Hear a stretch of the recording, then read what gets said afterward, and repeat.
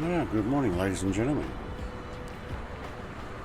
and welcome to our flight from Ecuador to Peru.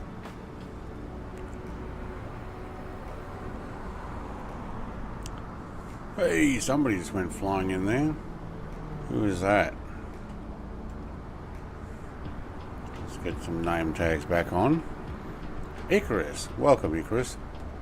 Alright, before I say hello to those I can see on the airport, let's go through chat.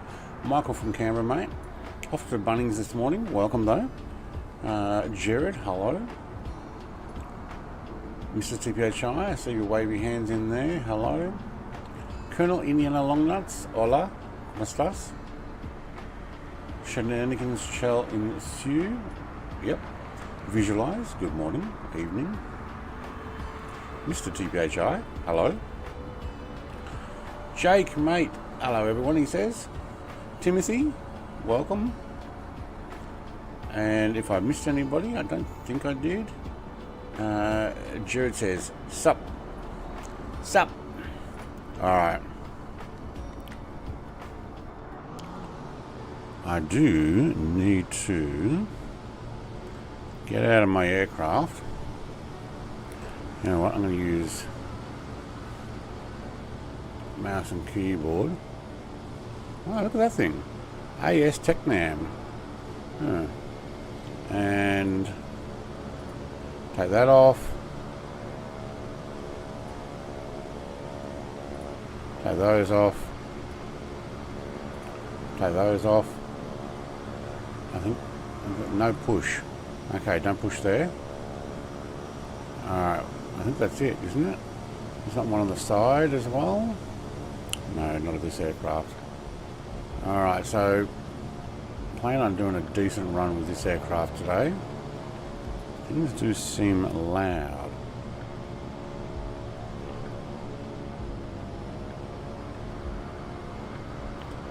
Hello, PC-12? Oh yeah. Alright, let's get inside.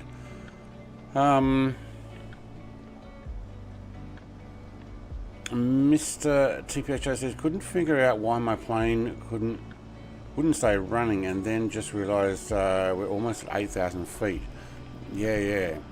You may need to probably redo your mixture. Now I'm going to put in some fuel. Which one was fuel again? This one.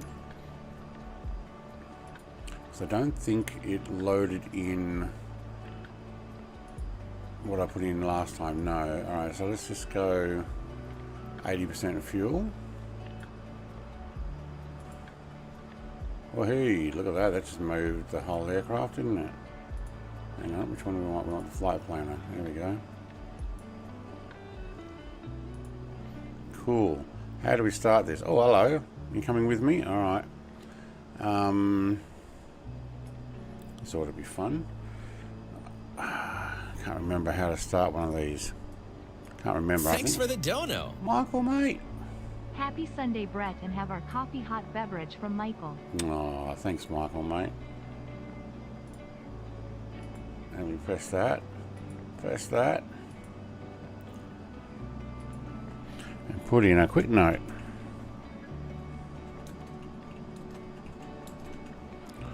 You're going to have a sausage sizzle from Bunnings today. Alright, let's go battery. Hang on, let's click on this. Yeah, there we go. Batteries.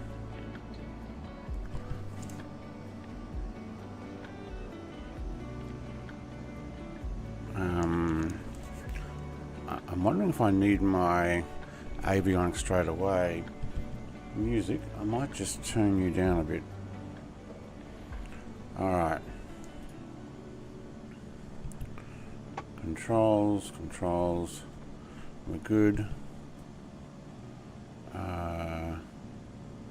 Yep. Okay. Yes, I know. I haven't even started yet.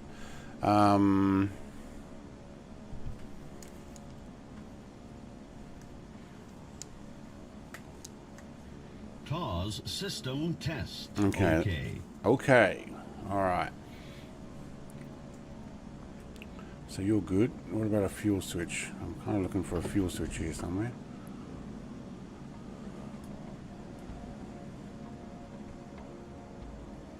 I don't know if I have a fuel. Okay, here we go. Ah, yes. Fuel quantity. We're good. Okay, what's this one? Fuel transfer test. That's just a test, is it? Alright. Okay, so let's go to... Hang on. Auxiliary tank. Transfer. Alright. Boost pump on, I'm guessing.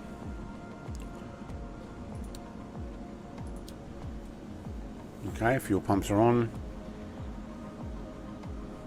I'm going to put the gens on now because I don't want to forget, otherwise we get into the air and phew, off it goes everything. Okay, auto ignition. Let's stop this music for a moment. Thank you. I want to hear everything that's going on here.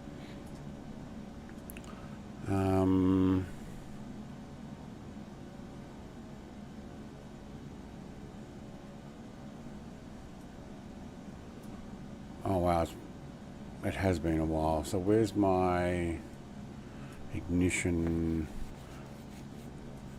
for this?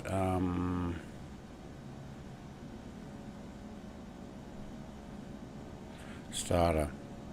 Left engine, clear prop.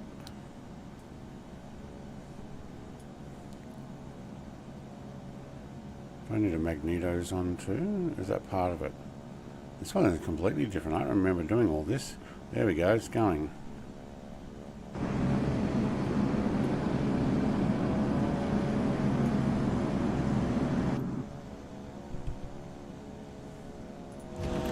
Oh, there we go.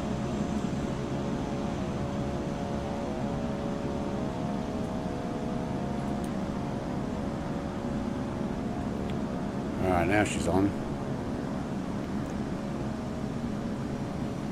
Alright, right side. Clear prop. Should have put our beacon on already. Oops. TAS system test. Okay. Okay. Right side. Gonna get moving. What am I missing?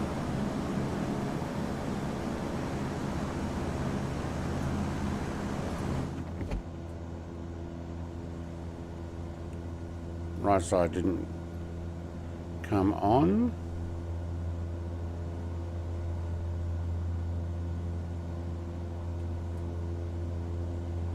Ignition for the right side. Left, no fuel transfer. Let's put that on auto. Oops. Put that on auto. No, one. Auto, thank you. Pitot heat. Left and right.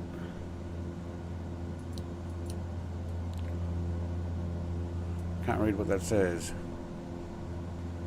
Oil pressure, right side. No, we haven't got ignition on the right side yet. Why?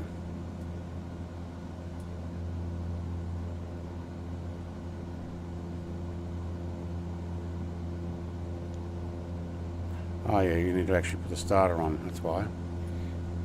Alright. Right ignition on. So can I turn off the left ignition now?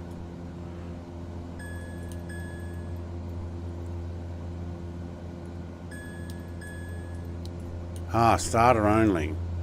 Is a flick, is it?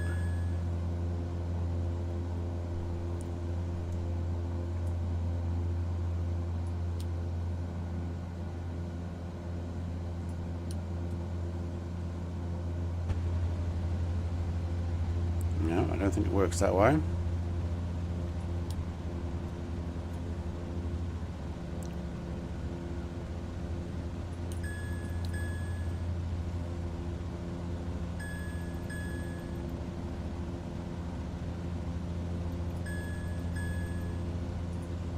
Yes, yes, right ignition. There we go. Thank you.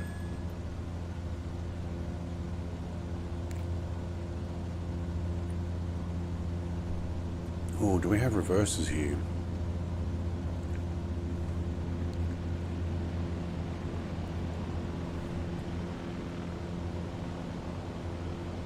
Alright, how are we going? Where's my engines? Information, there we go. Prop is at 600, 700, 800 and climbing. Okay, good. I think we're good. Now, what we might do is put in some nav and recognition. Go for taxi lights. What's our outside temperature? 19 degrees. Okay, yeah, we're not that far south yet. Alright.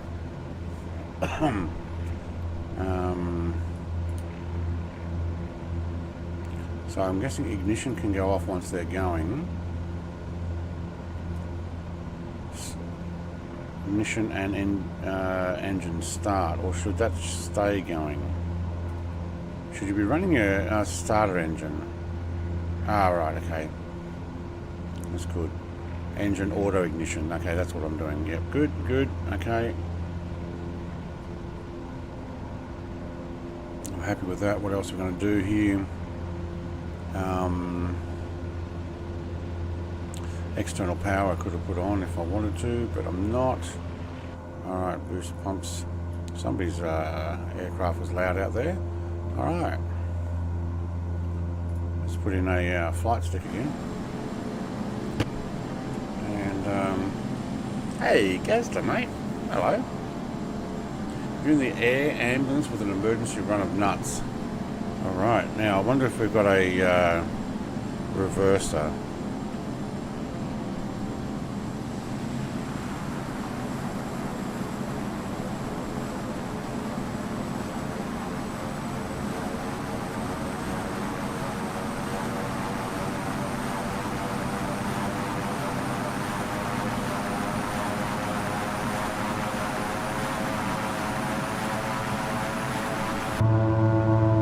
Take that as a no.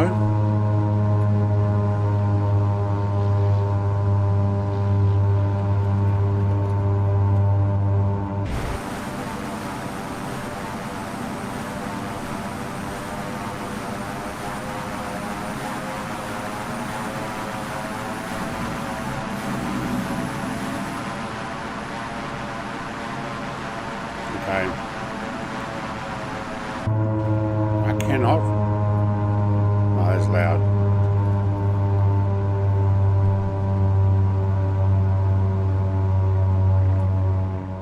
That is really loud.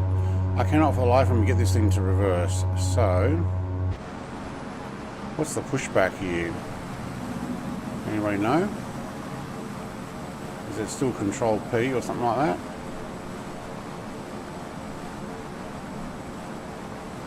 No.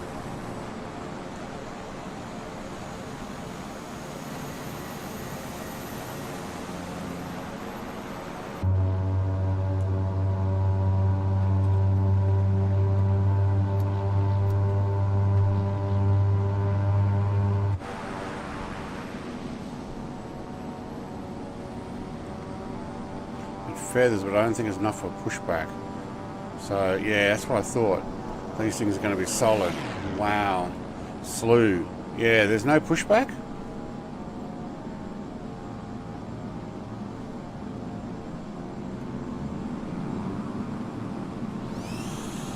Can't believe it. You actually got a slew.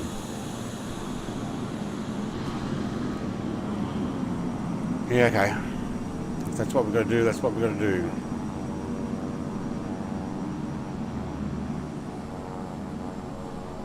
Alright, where's the... oh, what's happened to that aircraft? We lost half of it.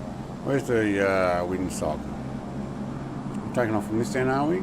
Yeah, we are. Look at that windsock. Alright, follow clam jammer. Mr. Nuts and his air ambulance is... he's going the other way. But Got Nuts will choose his own way. How did Jerry get in the air so quick?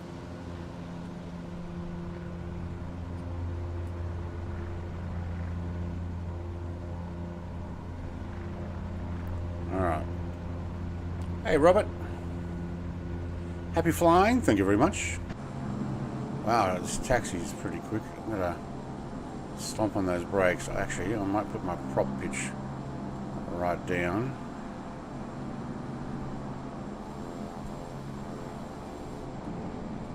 Let's jump in front of that ambulance. Because, you know, that's what you should do. Jump in front of ambulances. Not.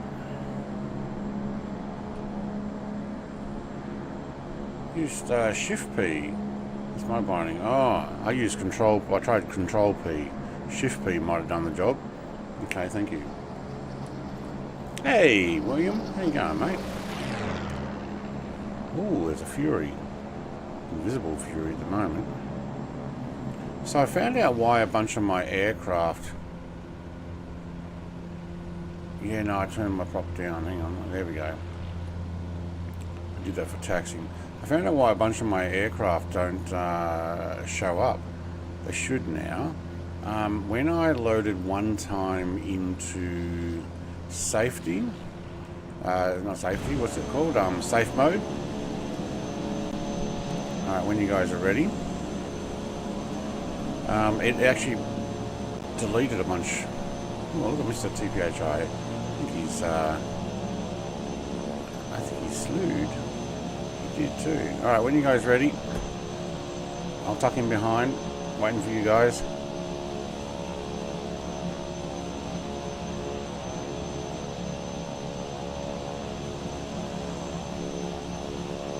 Go for a visualize. Jake, Big Hulk, Mr. TPHI.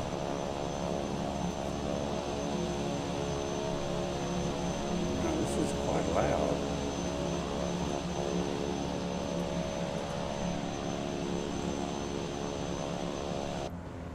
Yeah, so when I went into safe mode, it actually removed all my aircraft. I had to actually manually put them back in. Do you know what? Big Hulk doesn't look like he's moving there, or Mr. TPHI, so... Jake's going for it. Icarus is... Oh, he's just tapping around on the ground there. Alright, no, Big Hulk is going for it. And Mr. TPHI as well. Okay. Oh, it's probably that delay on the stream. They're like, eh. Alright, let's take some flaps.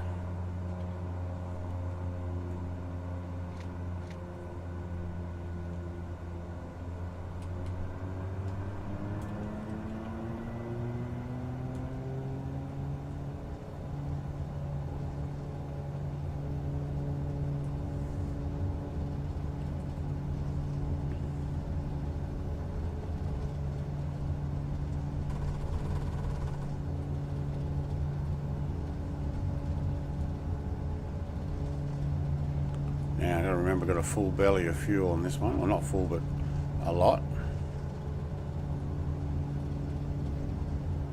And we are actually quite high. What are we at? 7.7. Gear up, thank you. This is an awesome highway at the end of this as well, I noticed. Alright, I'm not going to 32, it's only got a maximum of 30, so I'm going to go 25 though.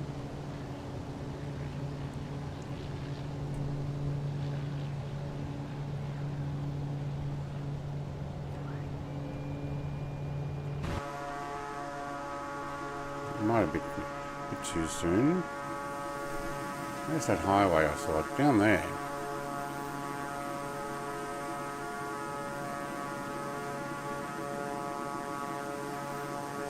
We missed a lot of this when we came in on the dark. Great approach. Alright, let's put in some AP. Let's run the heading around to there. I'm going to take on some heading. LNAV.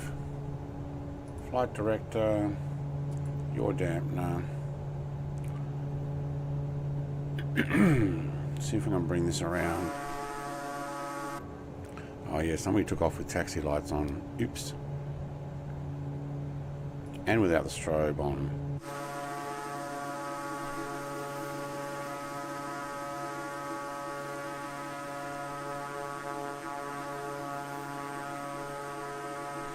at that road to the airport.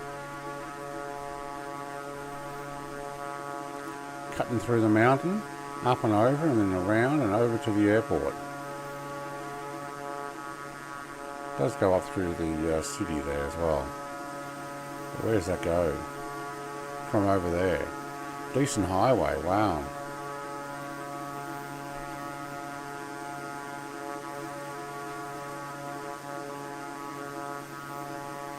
Look at these guys in their little pocket rockets, having fun. Alright. Hey Ian, mate, how you going? I should pick up the nav line. I'm actually going to climb to 25,000 feet today for this flight. I might be stopping at the first airport. Now, we need to work out mixtures. What do we got? If we go down one,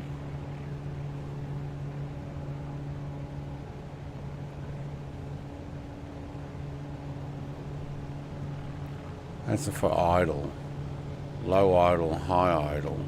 I don't think that actually changes this particular aircraft. I do hear somebody else though. There we go, someone's trying to sneak up on me. Yeah, not going to happen.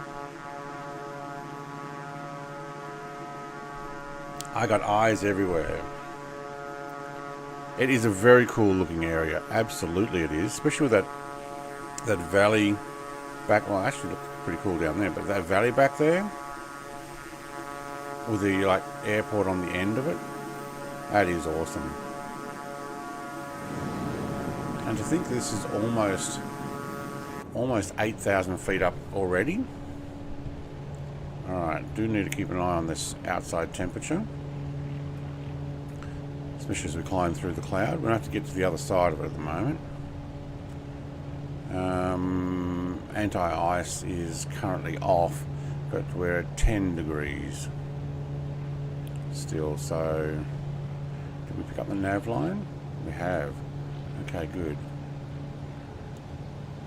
Alright, what else have we got? Just making sure everything's working how I think it should be.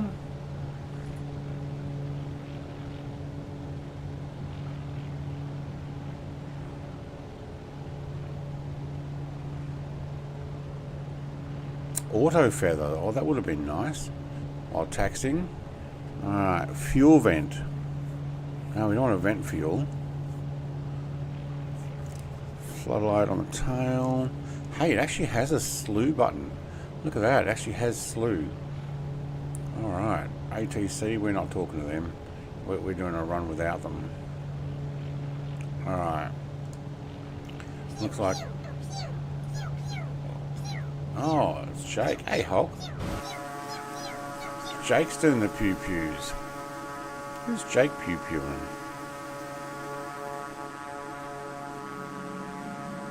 Probably was getting me.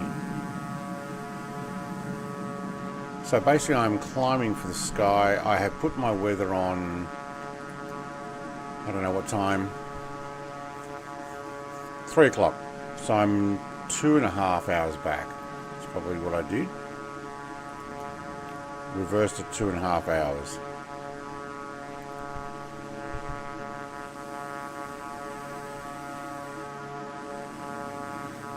Alright. Oh, and he's going for the A10 sound. I don't know if it'll let you play both so quickly. Alright, how is everybody going now that we've settled down? Ian, I did say hello to you, I think. I think I got you there. Alright, so... check the internet. Make sure we're running good. Okay, performance is good. Yep. Okay, stats look good. Alright, let's get into the sky. I jumped in last night for the thumbnail, or yesterday, or whatever it was, afternoon, and at that airport, in this particular aircraft, same livery, I was getting 7 frames a second for some reason, but that's mainly because I think I reloaded it, re-enabled it, sorry, through the Microsoft system, like in the actual sim. I'm hot, and not in the sexy way per normal. Yeah, you guys having a heat wave? I'm cold. My car was frozen over this morning. Still is right now. Ice all the way from the tail to the front. It's just a layer of ice across the whole thing. Windscreens are all frosted up. Talking about frosted up, alright, we need to just keep an eye on going through some of these clouds because we're now at -2. Windshield anti-ice. I don't know, are we going to go through more? Yeah, it might actually be a good idea just to turn that. Oh, it's on normal. Oh, we already have it. Okay. Inoperative. Defrost is inoperative. Yay. Alright, engine temperatures. We're actually pushing it to do the climb here. So we may drop it back soon. Alright, I like that traffic. It actually tells me someone is that close behind me. There we go. Who was that? That was Jake and Jake. Okay. It's a double name. There's somebody flying off my right wing.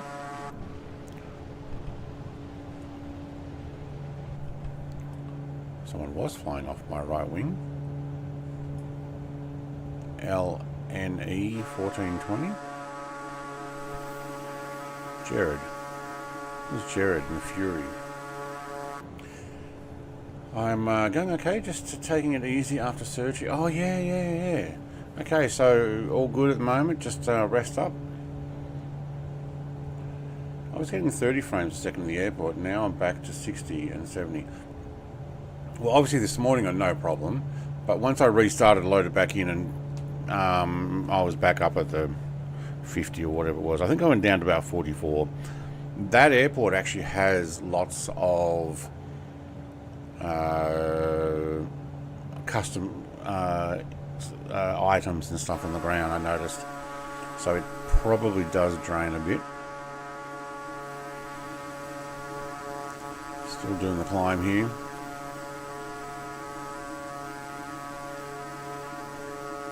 So I may do the journey here more than the one airport to another, but we are going back to the coastline.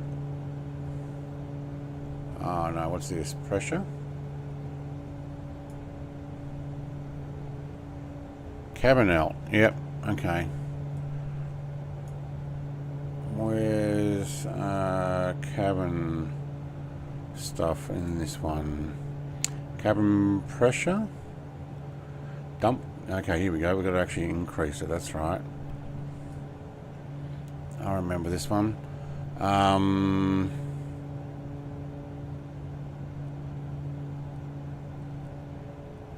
We're going for closer to 25, so let's put it in at about there.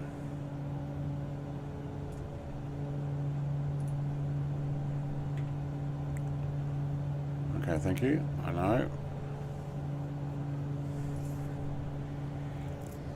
Alright, we're on standard air now, so that should actually level out. I'm sitting at 159,160 airspeed. Ground speed is at who knows what.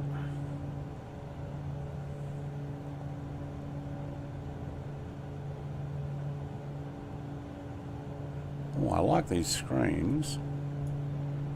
137 nautical miles. Takes 30 minutes. 31 minutes to go there. We've got 20 left, is it? No, we'll get there at 2033, what, UTC probably. Alright, do I have my air pressure at the right cabin pressure? We're going up to 25.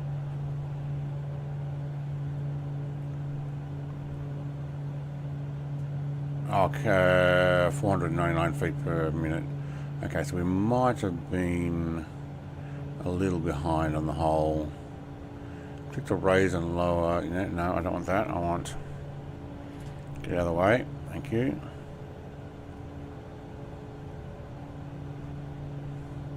So I'm looking at the inner line there. I don't need to go back around again. I don't believe.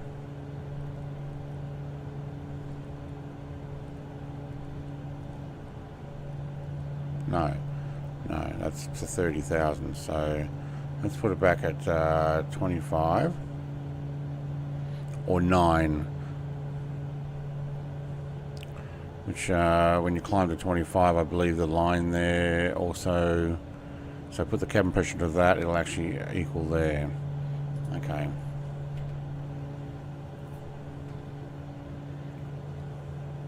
All right. I'm cruising at 186. 186. I'm at 191 at the moment.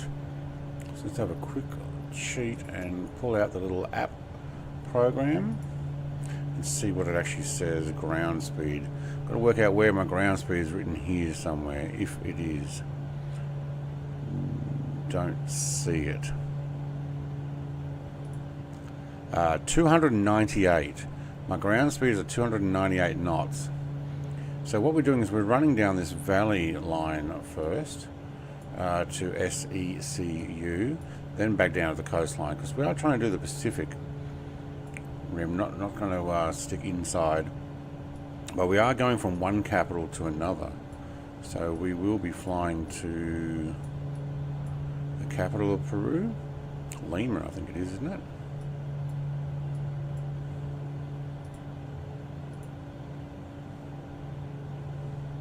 Hang on, let's go back here, here, there. Oh, it doesn't actually say Lima there. But yeah, we're booking it now, almost 300 knots. Oh, we are, 301 knots.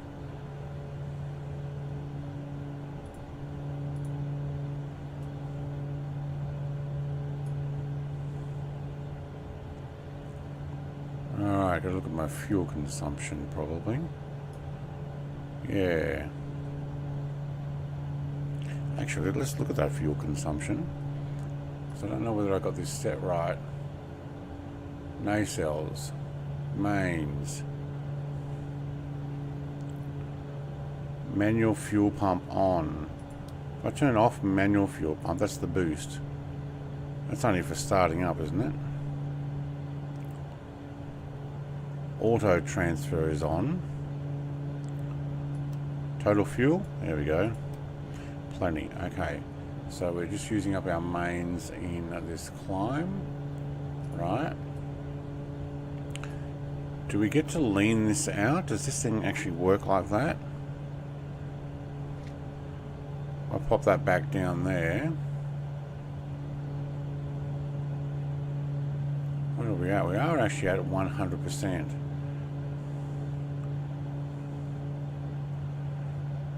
I'm going to push it. I've got family coming over in a few hours, so I'm not going to take it all that easy on this one. I'm actually going to give it a good run. I mean, there's so many of these streams where we're arriving in the dark and late. Why not? Cool. I don't get how you are this much faster than me in the same plane. I'm higher. I'm at 25,000 feet, that's why. I'm only doing 195 airspeed, but I'm ground speed 300 knots. I am max, and now I pulled this back to not low idle, but in the middle, the mixture. Live weather. So, got a bit of a tailwind. Oh wow. Hang on, we've got a 15 knot tailwind. 15, 16 knots, keeps bouncing up and down there. Just ever so slight tailwind.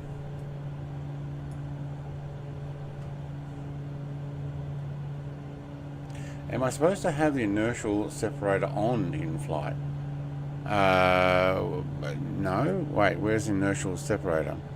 Isn't that, I actually don't know. Hang on. I thought that was for...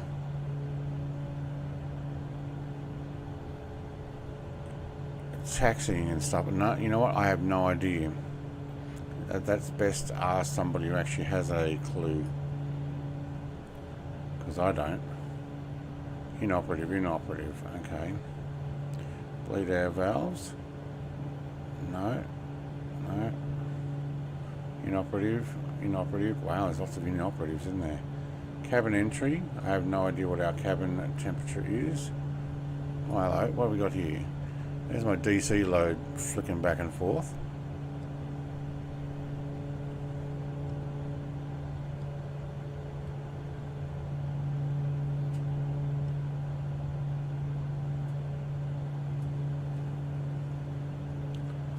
Oh, I can't read that one.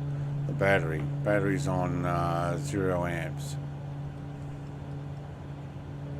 That's external power.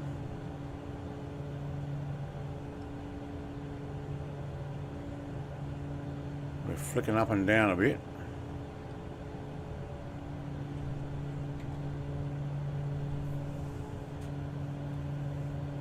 I'm redlining the twin nav.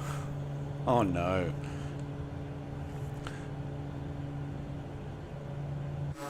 I think the altitude is giving me the advantage here, but 100% was the plan was to give it an aircraft that can give me that that speed. So with the altitude, wow, we're going over another city. So this is where we're flying today, down this valley line, down to Mariscal Lamar.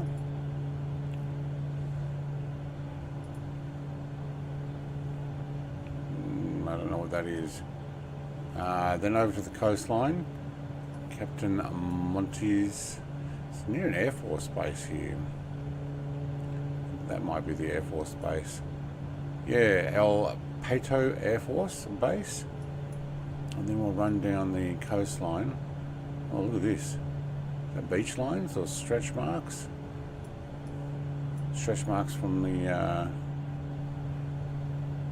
continent moving, maybe? Captain Fab Jose Albalado Quinn. Captain Carlos Martinez de Pinillo. Yep. And our final destination here at Jorge Chavez International, which I believe is in Lima, I believe. Alright. I'll look it up. I think it's just for ground. I think it is, but I actually don't know the inertial separator thing. Hey, Mud Dog. Hello, this is great. I flew the Cessna 408 earlier and was planning on the C90 this afternoon coming in. Awesome. You might want to jump in at the second airport. I'm pretty much booking it down here at the moment. So the second airport there. Let me get the flight plan.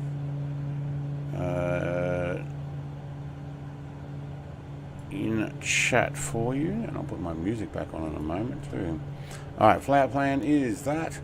Second airport might be your best bet. I'm doing ground speed about 300 knots, 25,000 feet, or airspeed 195. There's Desert Soldier. Hello, Desert Soldier.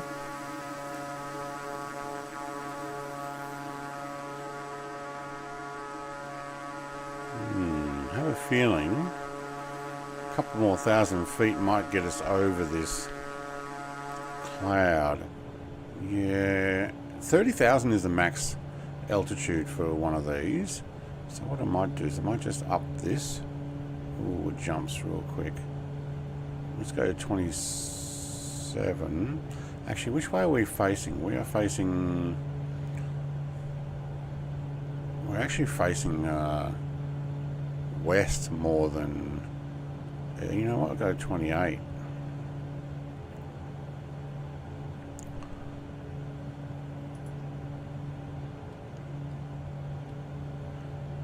do a gentle climb there.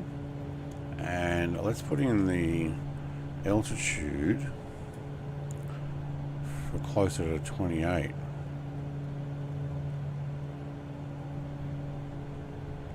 Is that 26,000?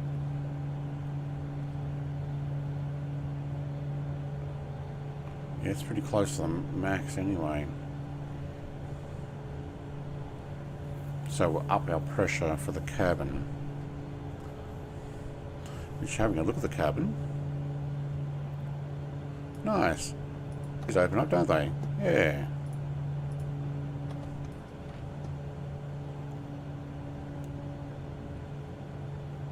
Imagine sitting sideways like that. Oh, it's actually a chair down the back here. Oh, I can go and have a look. Oh, look at the mountain there. Wow. We are, that is a pretty tall mountain. If we're at 26,000 feet, that's pretty tall. Not that, oh, hang on, try and get that right. Not that far above it.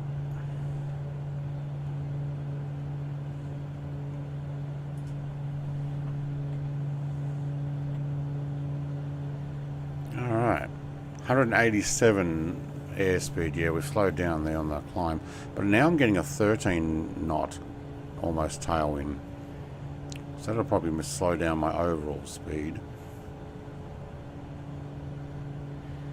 We're also going to turn at this next airport and head out to the coastline.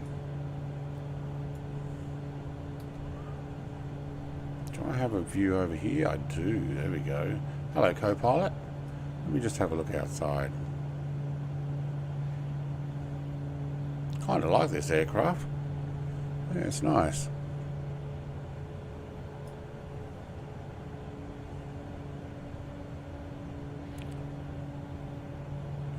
Not a lot to see, to be honest. What else have we got? Any other views? Looking back, can we open the door? We can. Hello.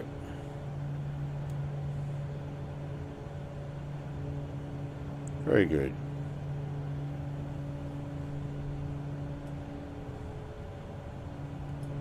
Let me sit there for a moment. Alright, let's put in that music. Where were we? Something casual to listen to. I'm not sure about my microphone volume. Is it too loud? It's somewhere in between. Alright. So did I miss any other comments in there? Probably. Has Colonel Indiana Longnuts worked out how to go faster? How the hell is this thing going to do? Going to 260. Hey Teresa. Hey Brett and everyone. Just stopping over to say hit like. Thank you very much. I missed that comment, but I'm going back through them now. I don't know if you're still watching. My apologies. Next time I see you, I'll say hello again.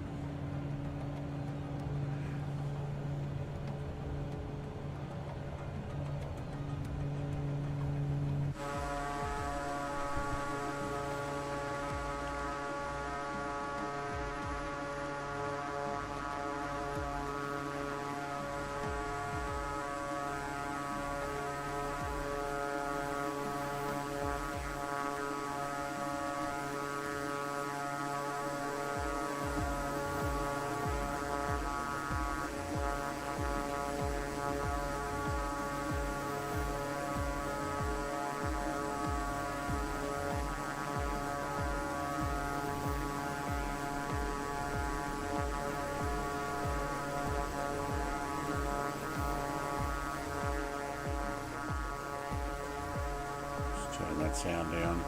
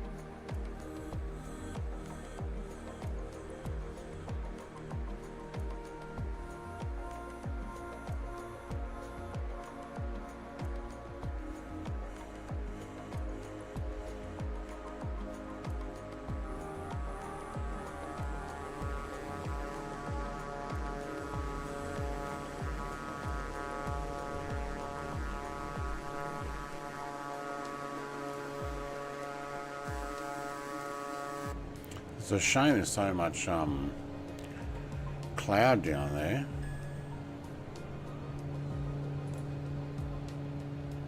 We've reached 20. Okay, hang on. Is that cabin pressure? You're still not happy with it? Yeah, alright. I thought I might need to actually climb that a little higher. That's 24, that's 26.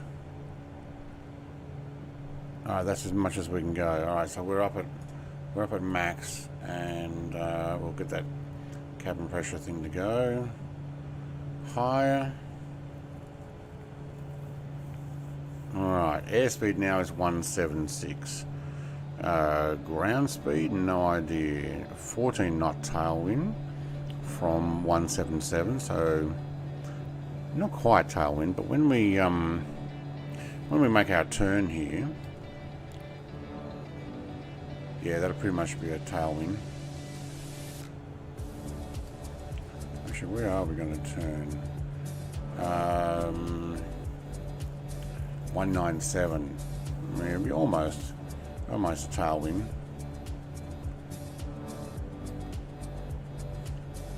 Let's put this thing back on and see what our ground speed is now. Making some good mileage. 50 nautical miles to next destination. Oh, there we go. Then the direction is 197. Currently doing 282. So we actually slowed down by climbing higher. Yeah. Oh, actually we're at 27.6. So we're still trying to climb. We're almost climbing to our max, but I want to stay above these clouds, especially at minus 16 degrees.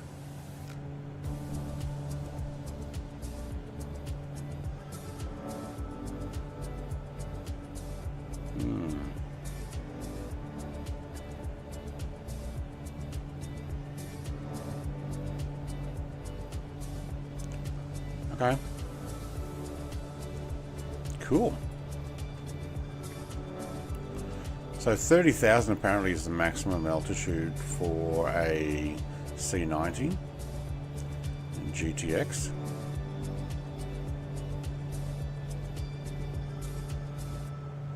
So we're doing Mach 0.45. Oh, right, hang on, we were still climbing, that's why. Right, now we're leveling out, but we're not getting any faster. We don't need to.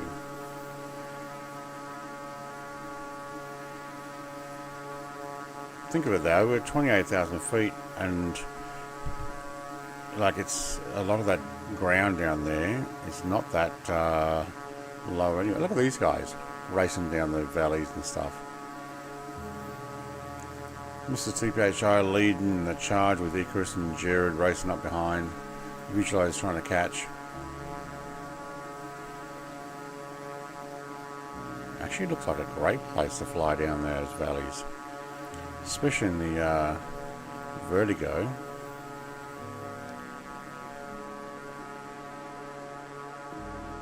There's Mr. Mutt Dog.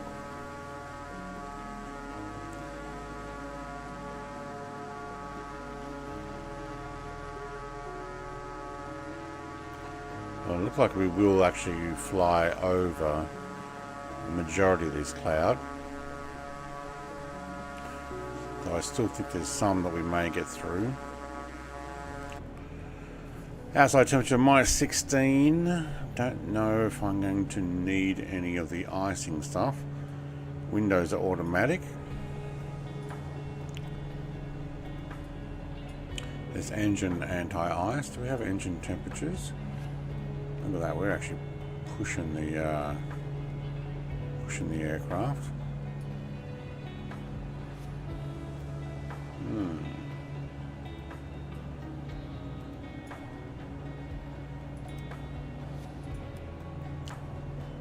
There may be a time with pushing this much, we may end up needing to land and top up.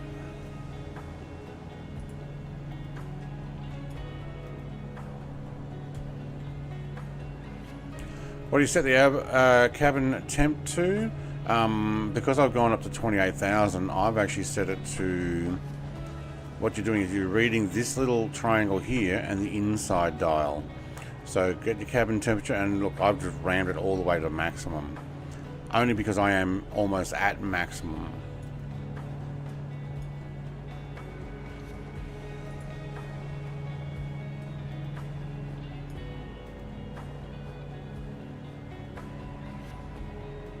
Oh, I didn't do an initialized position. I didn't even see that on there, to be honest. Everything else is working fine, so I'm not going to touch it. Yeah, so look, sitting at 28,000. If I have less cloud, I'll actually pop back down to 25 once we get over towards the coastline, and I actually got better performance at 25 than I did at 28, and I still have the cabin condition, cabin alt high.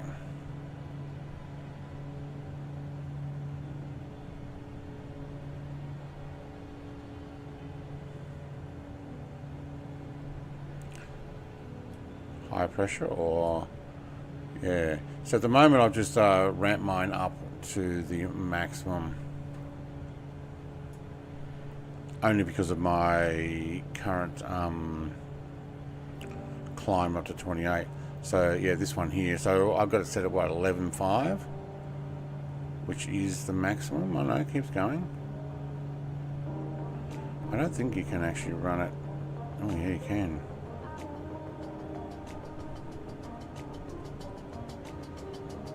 But the gauge doesn't go up or down. I'm reading the inside arrow thing there.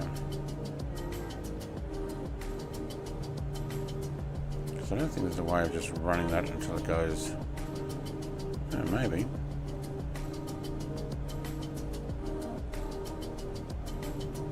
Well, that's just running up to 18,000, 20,000. Hold to lock, okay.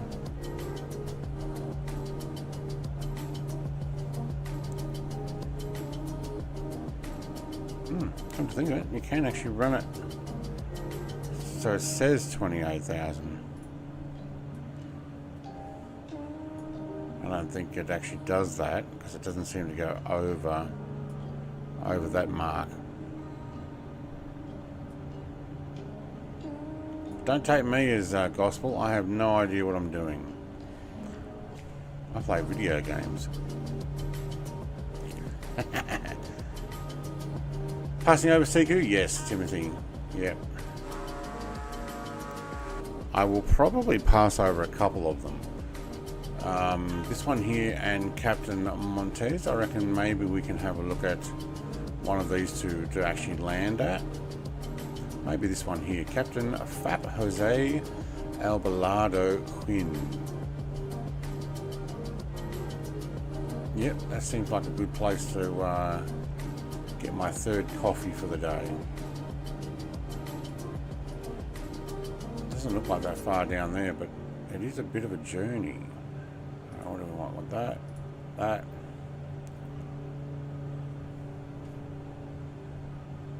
Yeah, 263 nautical miles that last leg. So yeah, I think we'll SPHI we will stop at. The others we're going to fly over in the quest to get further south.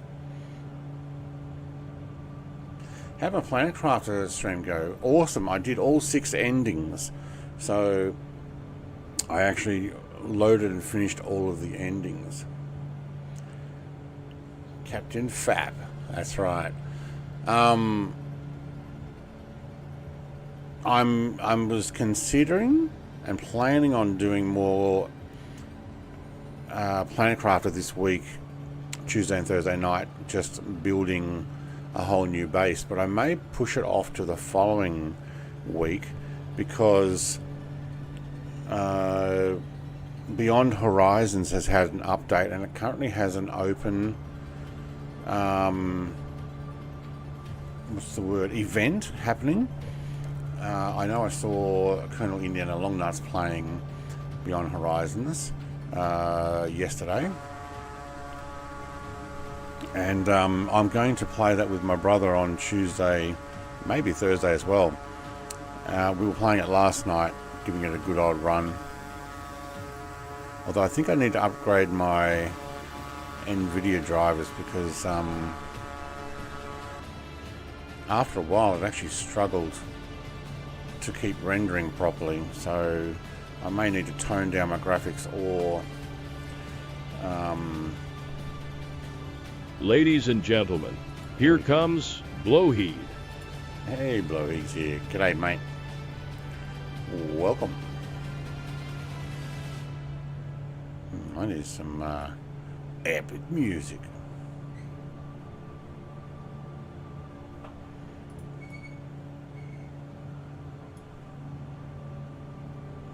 I hear sounds from behind. Hang on, I'm just going to mute for a second.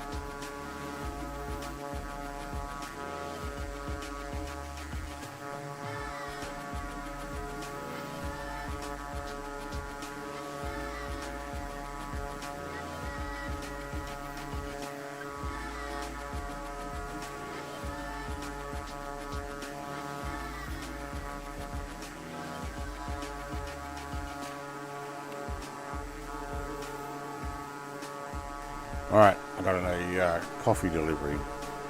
So, third coffee already. Blowheed says playing Red Dead Redemption 2, such a funny game. I must admit I haven't played Red Dead Redemption 2. I've watched my wife play it on Xbox sitting next to me. I completed Red Dead Redemption 1 100%. And I just never went and decided to do RDR2. Although I can just grab her thing. Nonetheless, are you collecting more blow-up dolls? Do you know what? The blow-up dolls are now a hazmat suit. Oh, there's probably blow-up dolls, but there's also hazmat suits that work like blow-up dolls. And you put them on, and you wear a hazmat suit. When you take it off, it floats around. Never played 1, but 2 is amazing. 2 is amazing. It's awesome.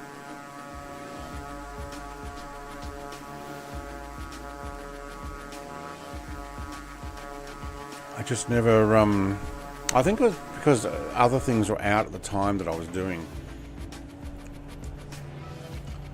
Right, I have a feeling I can probably drop this down altitude-wise now.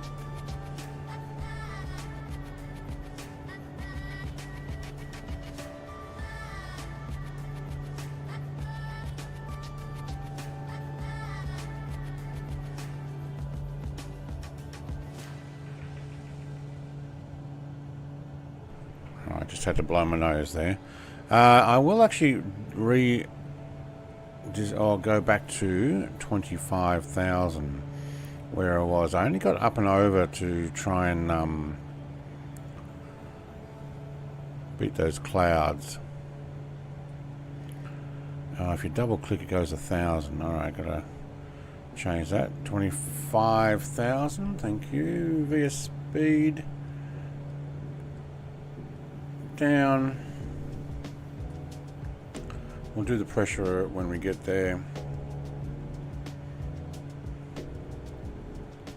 Actually, no, we won't. We'll actually lower it now. Gammy Wombat, Matt. Mate. Hello, pilots. I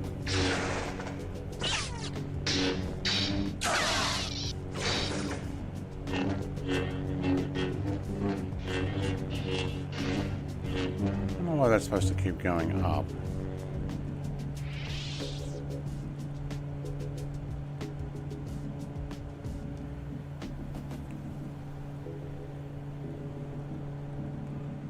Alright, so it doesn't go around it more than once, so I put that arrow in there where 25 is. Mr. Gammy Wombat, 35 months, thank you very much, mate. I actually didn't jump in to see how you were going with your train driving.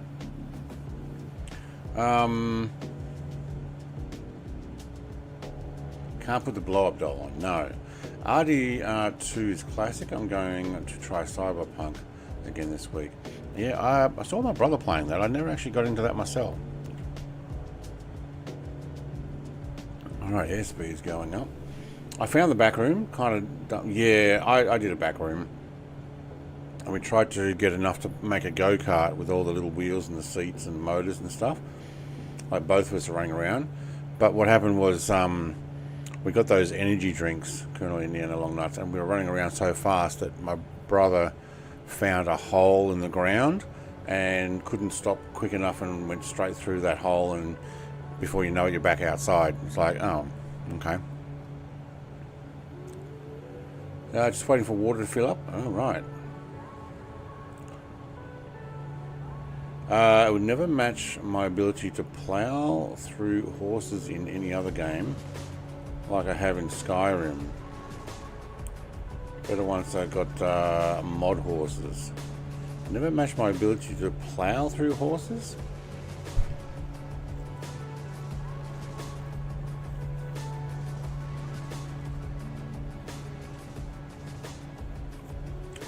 People fly around. Hang on, I missed so many other comments there. I've fatally injured so many horses in that game.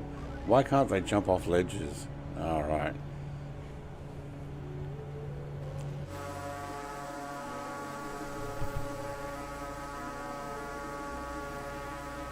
We are descending off to the coast.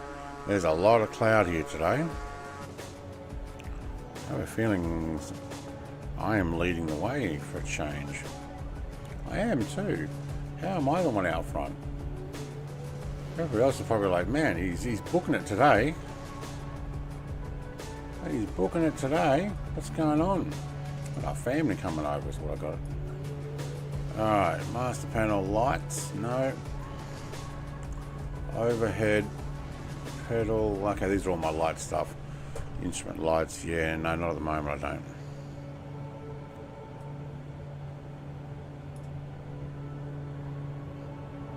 Minus 11. Look at that. We are running mostly a tailwind. 17 knots. 18 knots. Okay, so closer to 25,000. We've got a much stronger wind. At 28 actually slowed me down. Alright, I'm curious to see what my ground speed is now.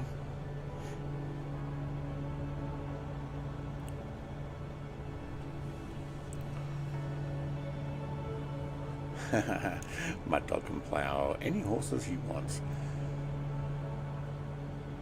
I was trying to be all immersed. Horse fell, threw me off, and got injured. I had the choice to shoot it or let it go, so I took the saddle off. Walked almost an hour back to camp to find out when you sleep or die, the horse comes back. No way. So the horse was fine. Look, I'm doing 310 knot ground speed now. Woo! Admittedly, I am descending at about 300 feet per minute. So, you know, that's adding to my speed.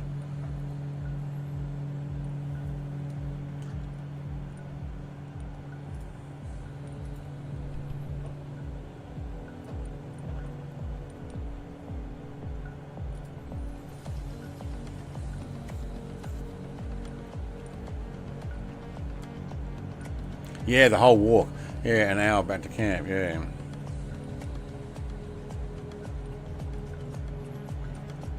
Yeah, I don't know if I'm going to get into that again.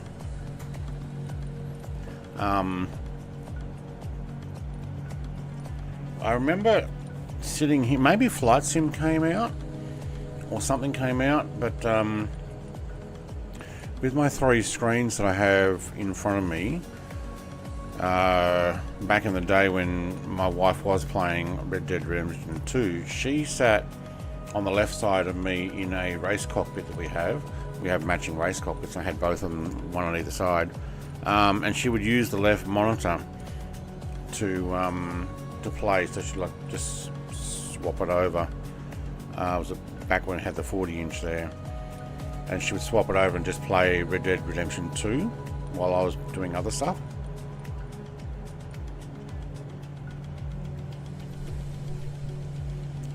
And I did watch a lot of it. But I basically finished every single thing in Red Dead Redemption 1. Like, made sure I didn't miss any a thing. But Red Dead Redemption 2 just must have come out at the time where I was like, no, my attention's elsewhere now. So I never got into it.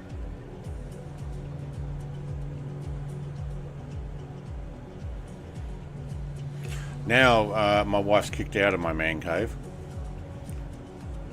There is another chair here that I do my collectible videos on that she can sit at, which is what she often does, but not while I'm streaming. But then again, she kicked us out of the main bedroom to call it a gym and playroom, which is basically turned out into just a playroom with my weight system in there. But now she's waiting for that to actually get moved so that it'd be just her playroom. Found a better horse and stole it. That's always the way, isn't it?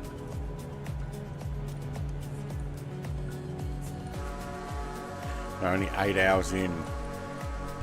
Mate, we'll be lucky to see you anytime in the next 300 or 400 hours.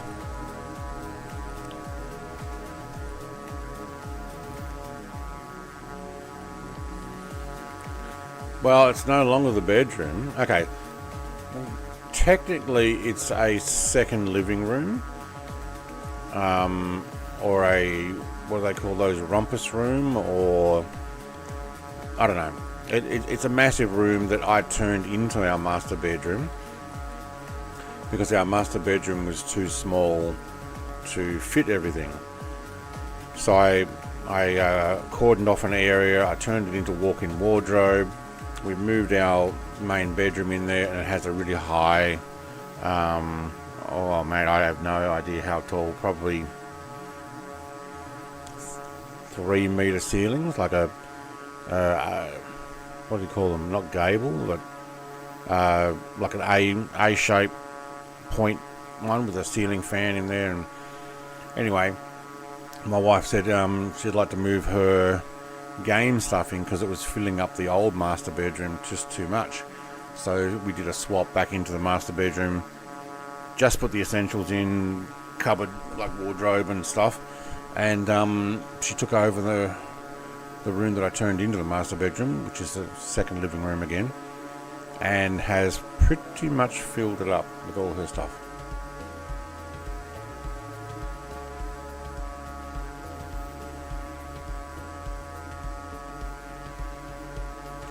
Three full playthroughs, and it's completely different each time. That's in Red Dead Redemption 2. Stole someone's donkey. Couldn't keep it. So my dog says there's another stable. I have to play that again too. I found the vaudeville show last time. Got about 50 hours.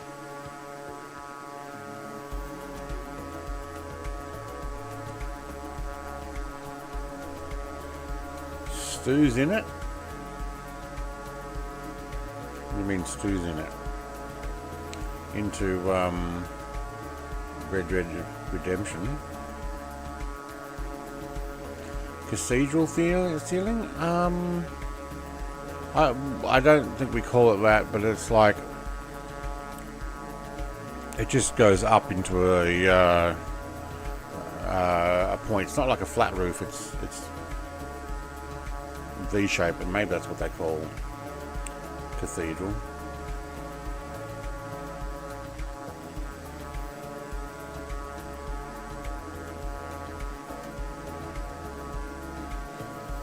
Yes. Oh, yeah, we actually considered, Mr. TPHI, we considered refitting out a shipping container just to put all the games stuff in. The problem is they're only 20 foot long that we can fit here. I don't think we can get a 40 foot up the driveway, and I don't think she would fit into a 20 foot shipping container with all her stuff. So shot that idea down. So at the moment my Mini is parked in the shipping container. Wow, we are definitely booking it at 25,000. So much faster.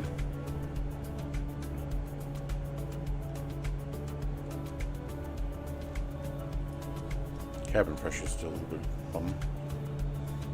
2 floors and a spiral staircase. Stack them. We do have... Oh no, he's done it. Quick. Where's the sound?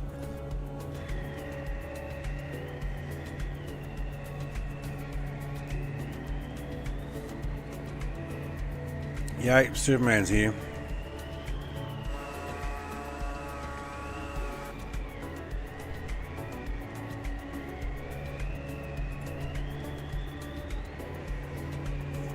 Anybody see him?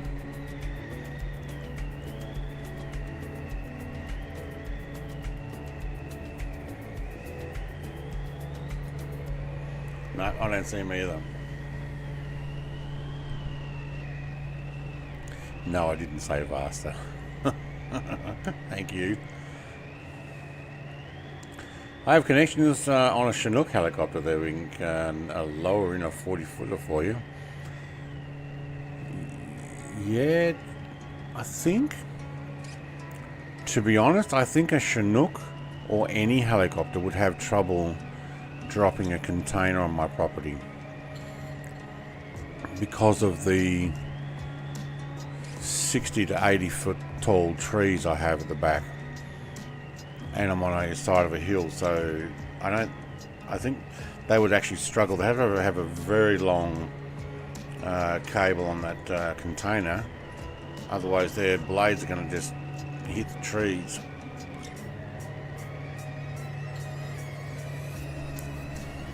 But you know, I'm sure they could probably do it. Look, if I was going to do anything like that, I'd grab a second container. Like, we've only got one shipping container, and I've been offering to buy my father's, but he's like still using it himself. These are ones we moved interstate with, purchased them outright, like to convert them. They were a one-time use shipping container. They'd only been used once to ship something over to Australia, and we purchased it, and now we store Christmas decorations and camping stuff and my Mini, and that's about it. But converting it into a games room, heck yeah. But going back to the addition, I am thinking about building on the back of my shed. My shed is already a 10 meter. Hello, something's just getting close. Doesn't sound right. My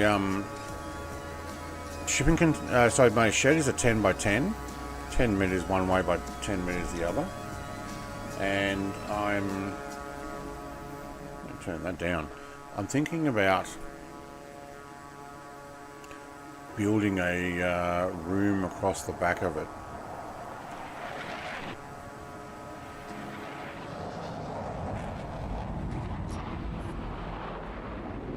What's that? Is that a tornado? Yeah, it is. Sounds like a tornado. Where'd Jared go? He went up. Oh, there he is. What's he in?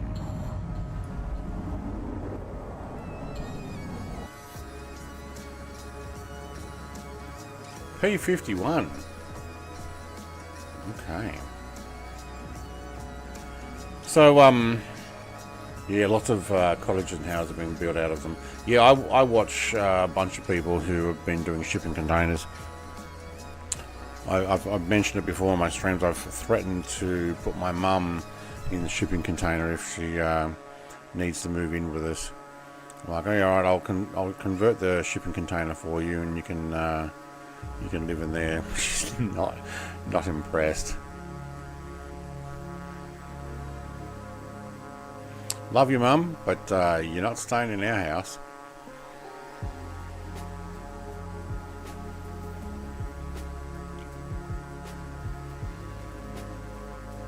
You can live with my brother.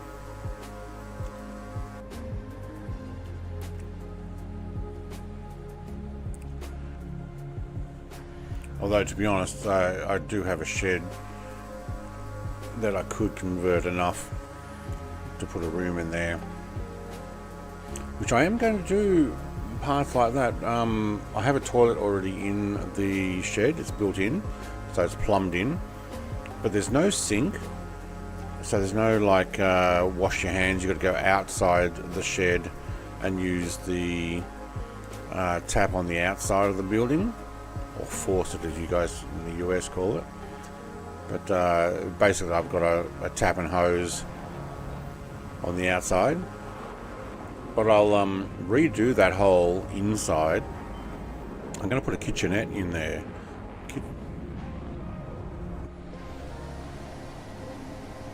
Hello. Thought my aircraft just died. It's other sounds drowning it out. Yeah, it is.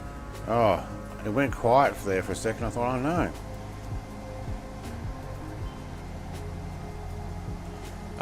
So kitchenette is a small kitchen, basically. Just one bench, a sink, a couple of cupboards.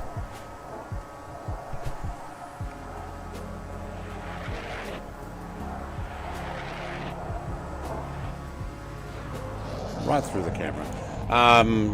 Yeah, I've seen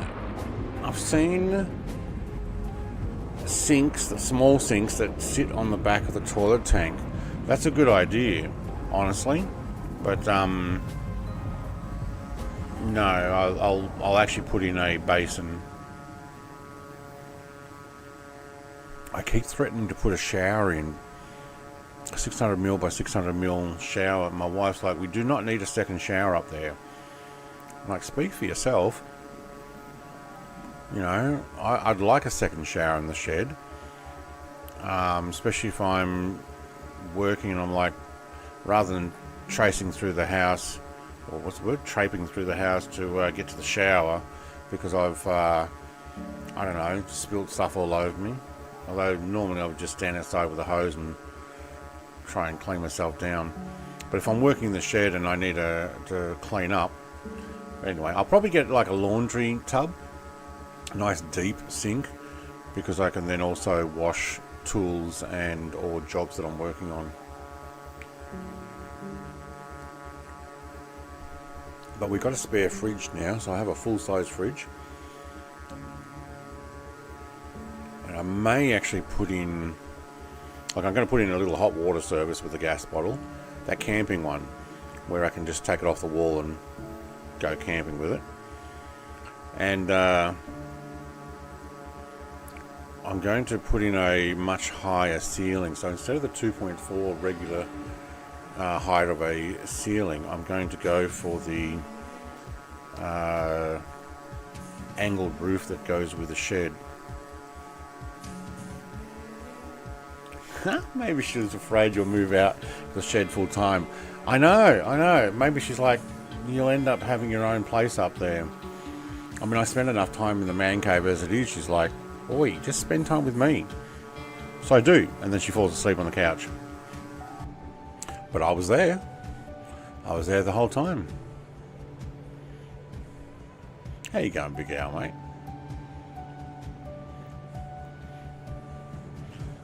I mean, it's cool to have a potential bathroom, shower, self-contained up in the shed. You just got to watch relatives that want to stay there. Although it's pretty cold. So that'll be the next thing, putting in a fireplace. If we decide to upgrade our house fireplace, which is just a small one, that only fits 300mm wide wood. We have actually thought about getting one that has a different vent system in it and a bit bigger. Take the 400 or the 450mm chopped wood. We'll put the other one in the shed.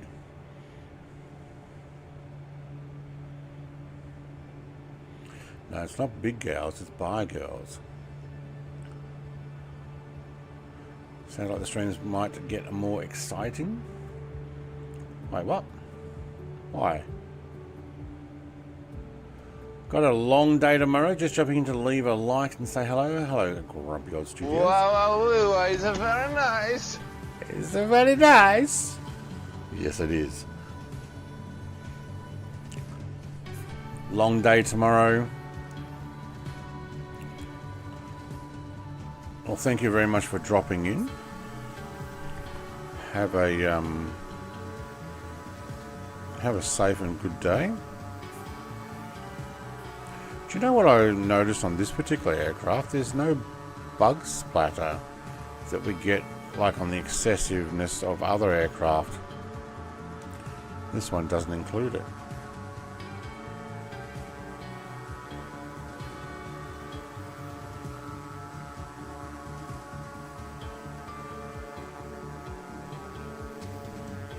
My aircraft's nice and clean.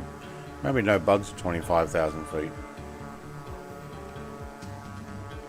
Yeah, if you put a fireplace in the shed, you can have a cozy streams by the fire.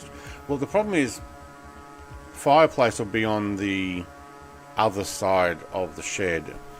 So my man cave fills up 1/3 of the shed, 3 meters wide, tiny bit more, but 3 meters wide with wall and insulation, and the 9.5 or whatever meters long. So basically it fills up the whole entire one side of the shed. Where I plan on putting the other stuff and where the toilet is and the kitchen's going to go is on the other side. So it will also be 3.3 by 9.5 once you put in insulation and stuff. So it's on the other side. See you, Grumpy, mate. Have a good day tomorrow. Sleep well. So, Mutlock said years ago I had a man cave with a full bathroom and beer fridge about 100 feet behind the house. It took my in-laws about 2 years to figure out we owned that building when they visited. The good old days. Yeah, keeping it silent from them. Yeah.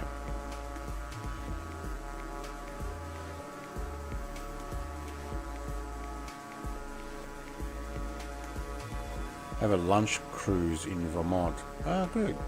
Nice. Well, enjoy, mate.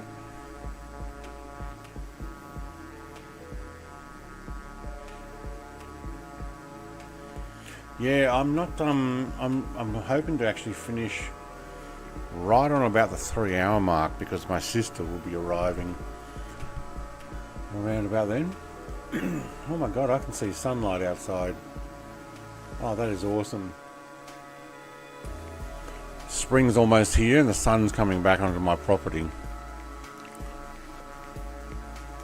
Hey, there's the coastline. When I say the sun's coming back on, because during winter sun doesn't seem to shine on my property very much. Gets caught in the trees and the mountain around my house, so we end up cold, damp and in shadow most of the winter. But I've noticed now where I plan on putting my greenhouse, the sun has been shining, which is awesome. Anybody flying on live weather at the moment? Is it dark yet?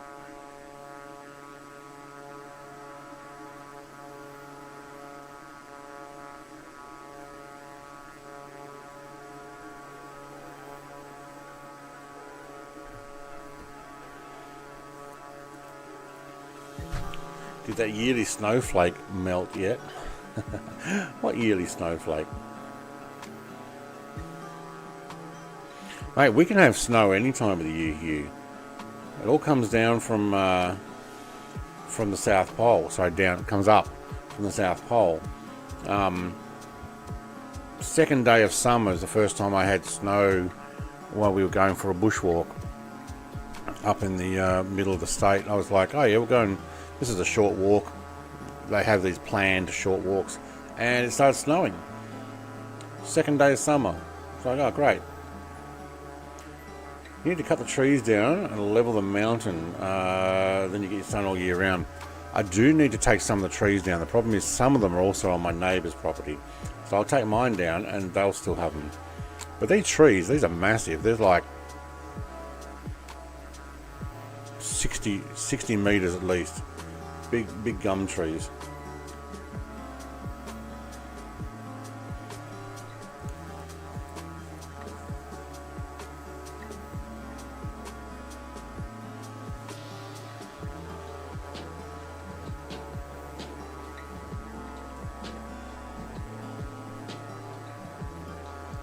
It's dark. Okay, dark on live weather. Okay.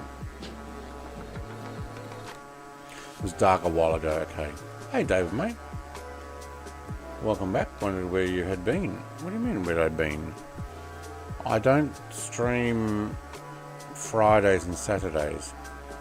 My Fridays and Saturdays. Occasionally Friday night. But I didn't. I haven't for the last few weeks on a Friday night. But I was here Thursday night doing stream. Haven't done too many morning stuff, so maybe the evening streams I've been streaming while you're asleep. A 2-hour flight from the South Pole? No, I would be longer than that, because I live at the north part of the state, but Hobart is. Hey Rudin, how you going, mate? We are flying to Peru.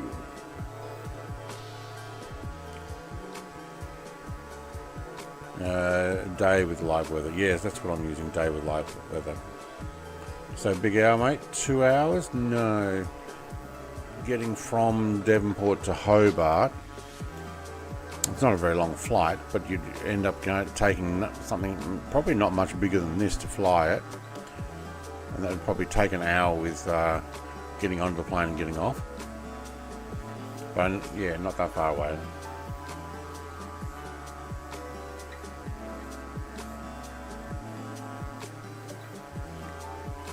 Waiting for Darren to start the Key West. Got an hour before that one. She started in 1 hour.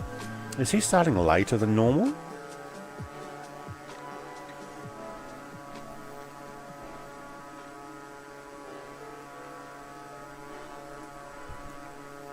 It's doing Key West. Nice. We're doing our Great Pacific GA flight. We're actually booking it pretty good in this thing. We're at 25,000 feet doing almost 300 ground speed. That's awesome. We must be about to turn as well. Where are we? There we go. Hey, just saying it. We must be about to turn. That was good timing. An hour later, yeah, okay.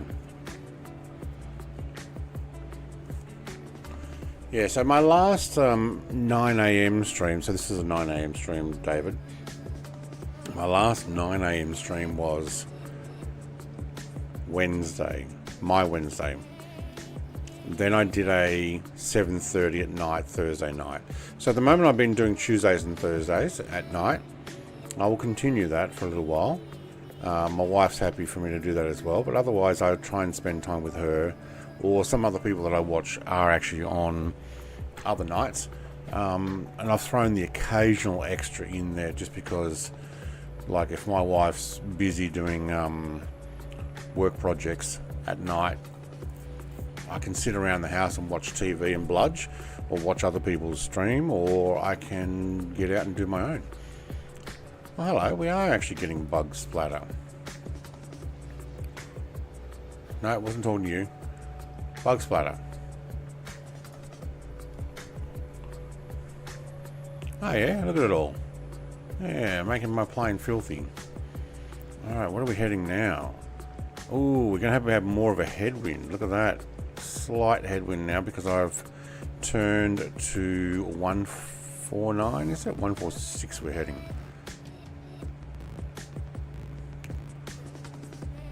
Tracking 149. So with that crosswind, yeah, we're pointing 146 to go 149. Okay. But because I have family coming over today, I'm going to keep moving along. Everyone's flying twins. There are just a lot of twins coming out. I actually really like this plane though. I think I've only ever streamed at one time, but I'm actually quite happy with it. C90. I mean, I flew the King Air a lot on one of my streams, and I kept changing the paint job on it. You just show up to a lever like, awesome. So I've even got the King Air icon because I used to fly it all the way the long road home, wasn't it? And we actually did this flight all the way around in a King Air 350. Really got into the mid-sized twin engine planes when I bought the Piston Duke good category. I'd never bought the Piston Duke. I didn't know whether I would use it enough. That's what you should have flown tonight. Yeah, unfortunately your other one might have been a bit slower, I guess. I guess if you guys do a skip airport and were to head directly to the next one, you might help catch up, because I have turned a lot there.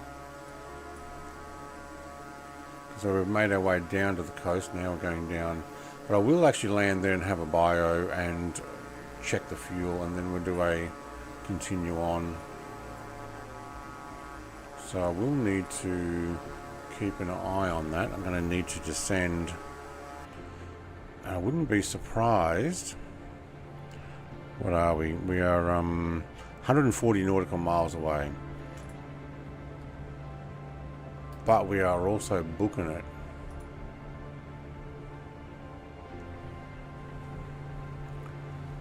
So total of, is it 158 nautical miles to get there, 41 minutes. It may not be at our speed and altitude. Oh, because of family. Okay. Left my light. I'm going to listen to music. The dog came down here for music. Alright. Take it easy, Rudin, mate. He's giving you the eye.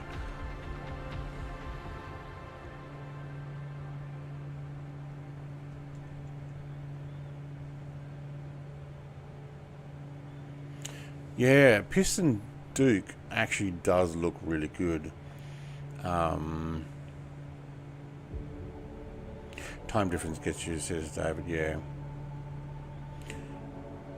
So at the moment I've been doing 9 a.m. Sunday, Monday and Wednesday, and there were some Tuesdays and sometimes even Thursdays where I was doing the truck sim, in the morning. I'm not so sure I'm going to stick with the truck sim at 9 a.m. It means that some of the others can't join me, like some of the other Australians, in the evening, which I may go back to because it makes it easier for those guys to get those. So we might we may end up, once I stop doing some of the other series, go back to trucking, or I'll pop it in the afternoon. I don't know. I've got to work it out.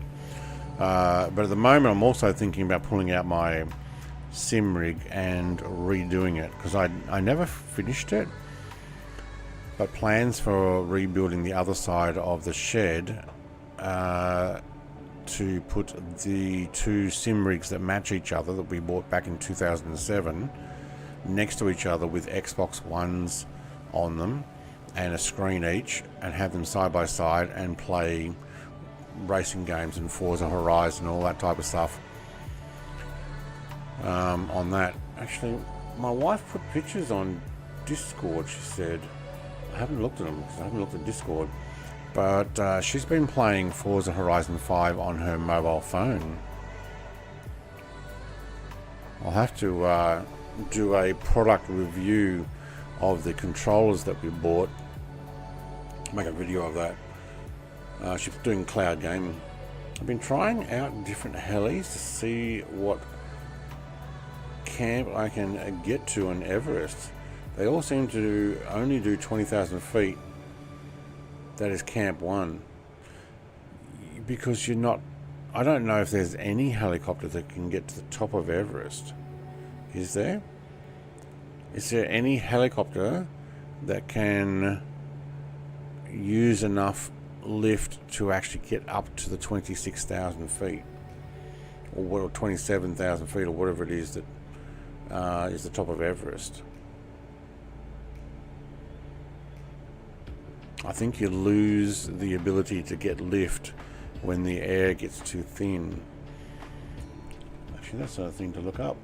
Let's do a little Google.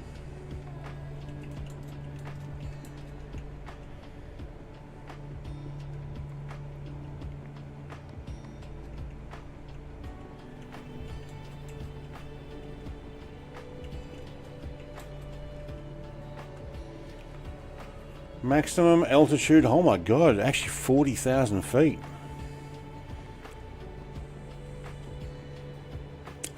Set in 1972 with a modified SA315. Right. Whether it's hovering or turbine powered, helicopters can reach 25,000 feet in forward flight. But the maximum hover altitude is much lower, typically around 10,000 feet, and can be higher in ground effect, close to ground. Yeah, the highest altitude ever reached by a helicopter is 40,820 feet in 1972. So an SA315 looks like a well, there's a Eurocopter. Almost looks like a Puma thing. Specialized helicopters, the Augusta A109 can hover at 10,400 and can reach up to 14, but passengers may need oxygen at those altitudes. Highest record for highest altitude is 40,800. Yep. Highest helicopter landing on Mount Everest is 29,030 feet. There you go. Highest helicopter landing. Somebody did land a helicopter at the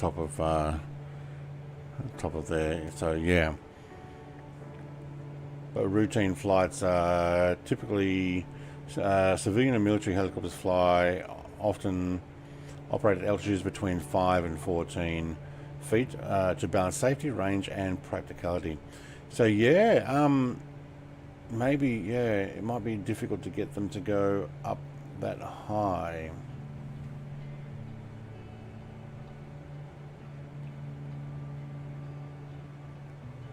So you need oxygen though, otherwise you get hypoxia.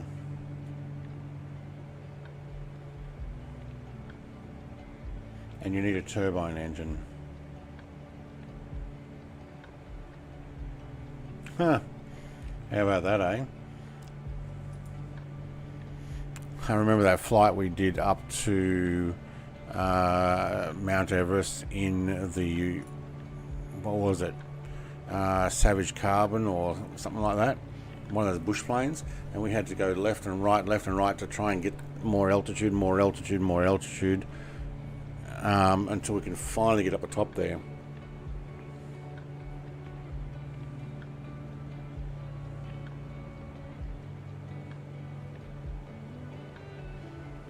Yeah, 29,029 feet, yeah.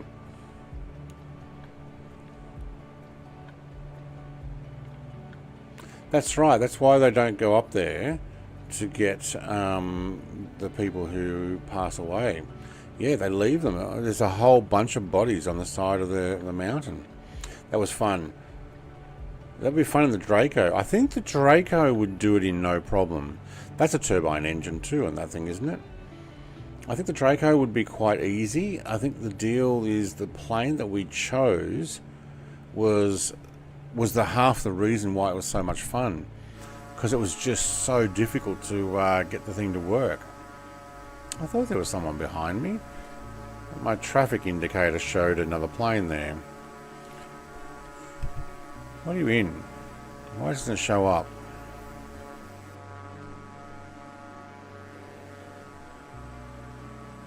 I've got that plane. Why isn't that not showing up? And it says you're in the Italian Air Force. No, that's the Tornado. I got the Mark 2KC. Oh, I hope it's not... Oh, maybe it's been disabled as well. I have to go and check.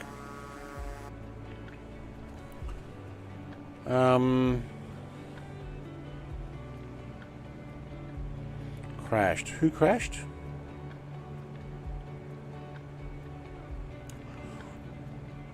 I think the was it Llama is actually a real life record holder. Maybe the Toeg Llama or Yama. So an AS350B3 got to, yeah.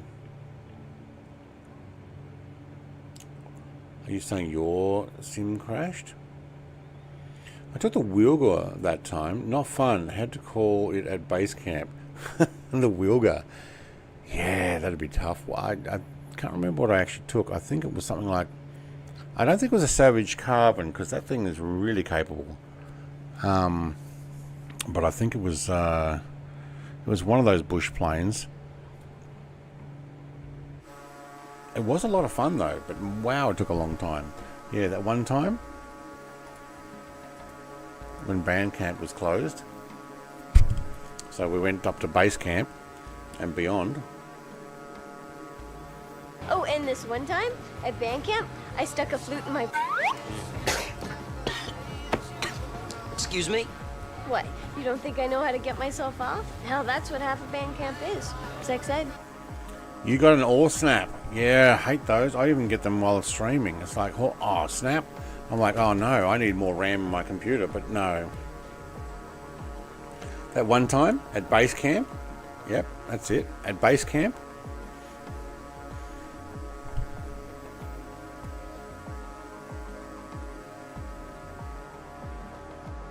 where's that Pacific Ocean? It's under there somewhere. Yep. Oh, it looks like there's an island there as well. Oh no, it's a peninsula. Be careful what you shoot at. Most things in here don't react too well to bullets. No, I don't react too well to bullets either. Right. Right. Someone's going for some pew-pews.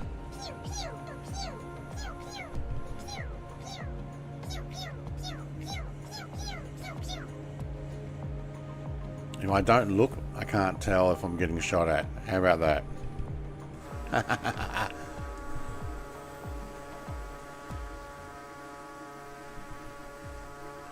Actually, I wonder what my speed is now. What's a long nuts? He looks like he's actually... I didn't know you could fly a plane! Why, yes!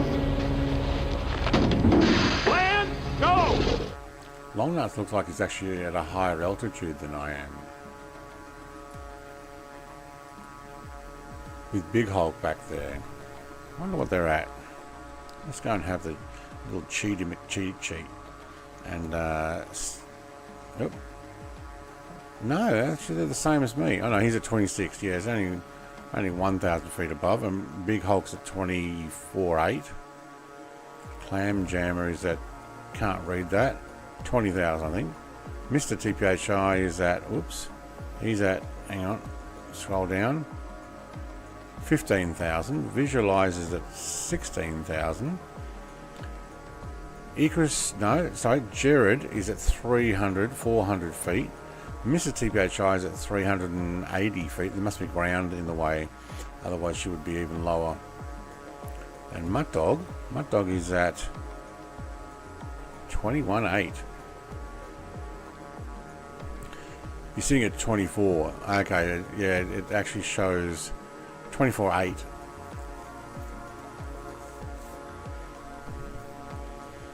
Oh yeah, we're actually probably going.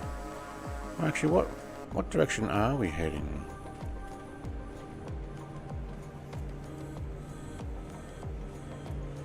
We should be on the odds. We're heading east or southeast.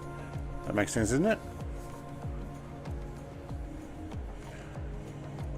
East is odd and west is even. Odder.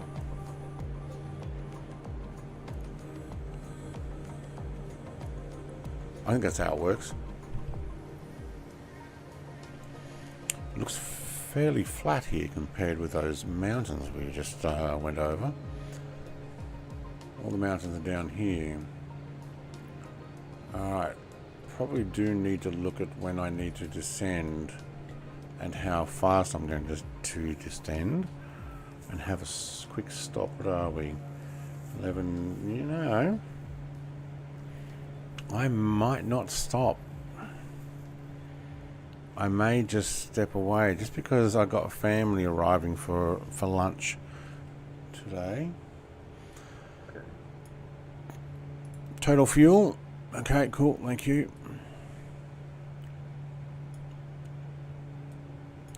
LPE 2338. LPE. What airline is LPE, I wonder?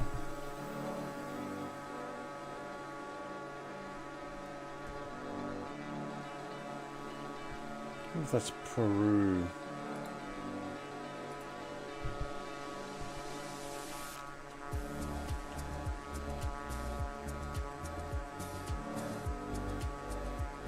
LATAM Airlines Peru. Yeah, it is. Cool. Makes sense. I mean, we're about to fly into Peru, or we already have. I'm not sure. Let's have a look. Yeah, we have, haven't we? What was this last one? Yeah, it is. SPYL, SP, that's Peru. So Captain Montes is Peru. So we're over in Peru now.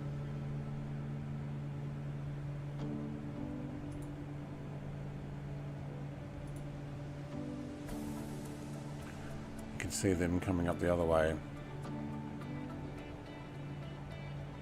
Is that Mutt Dog back there? Mutt Dog's going to go all the way there. Mutt Dog, you can just come straight down if you want to catch up. This might be one of the only streams where if I keep going like this, I actually could end at the final destination pretty quickly.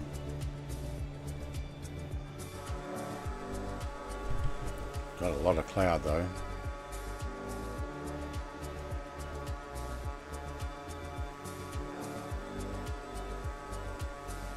LPE. You know what? Let's get the drone happening. And where's the speed, drone, camera, go fast. Let's go over and have a look at the LATAM if we can. Let's do it.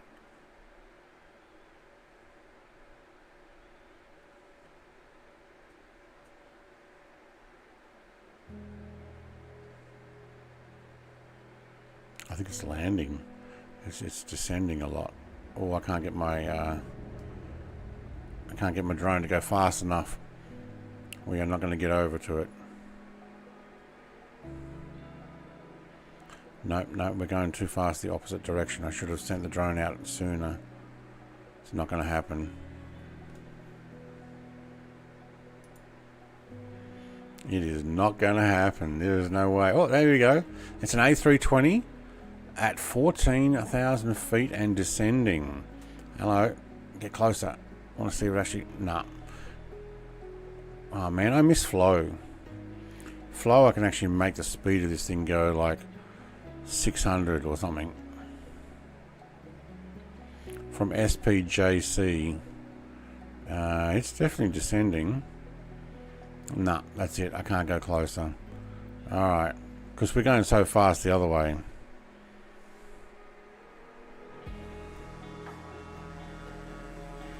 Keep an eye out for a future one.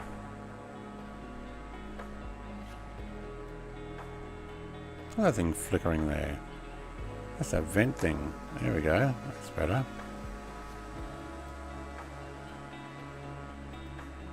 Yeah, there's a little range thing there that makes it flicker.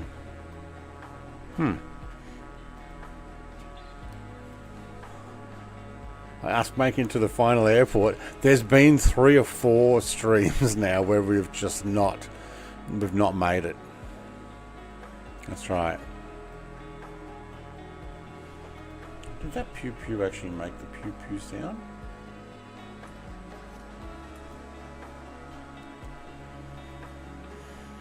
I think it did.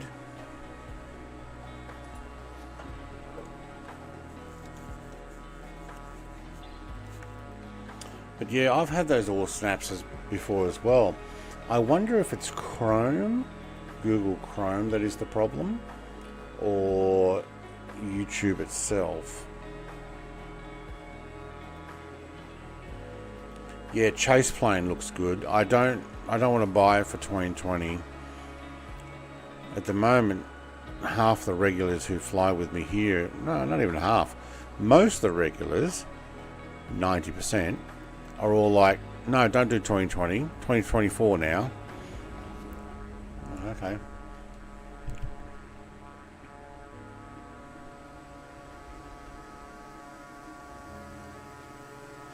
So, just using my Xbox controller here to do this, I am going to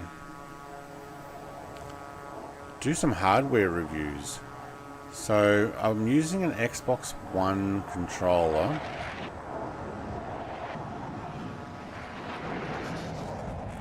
And those tornadoes are allowed, aren't they? Where'd he go? Oh, above. Okay. I don't think I'm going to be able to get that SKX aircraft either. That's an A320N. I'm using Xbox One controller, and my wife and I have purchased, actually she purchased 2 of them, but for both of us, controllers for our mobile phones. And I'm thinking about doing a review on it, because she's playing cloud gaming, and she put on her mobile phone with the Xbox controller Microsoft Flight Sim on the cloud, and just it instantly loaded, and away she's going. It's like, wow. We need to go 1,100 nautical miles in 3 hours. What should we take? Brett says Cessna 152 should do it. You mean the Jenny? I'm going to request air-to-air refueling. No, I topped up. Most switched over to 24 now. That would free up a ton of drive space. They are. I am not going to. Wow, that is really close. It's only 4 nautical miles. Oh, wait. Whoa. Traffic. Hello. That one crossed over us, didn't it?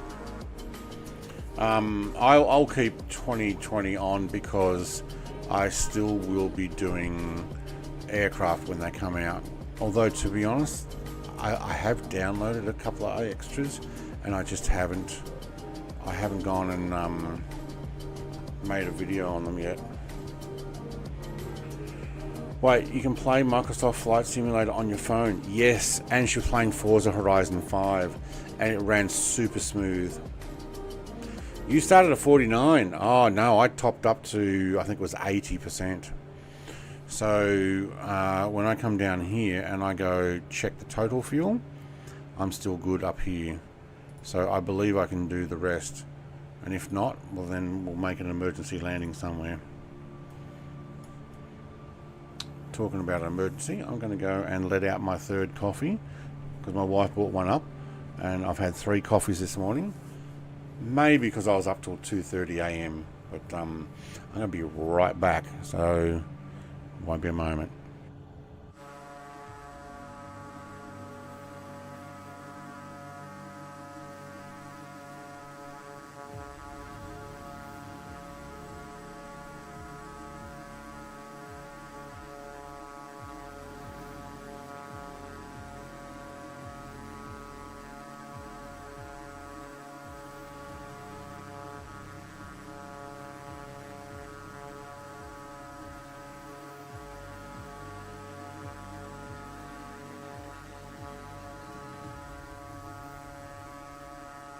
Oh, and this one time at band camp, I stuck a flute in my...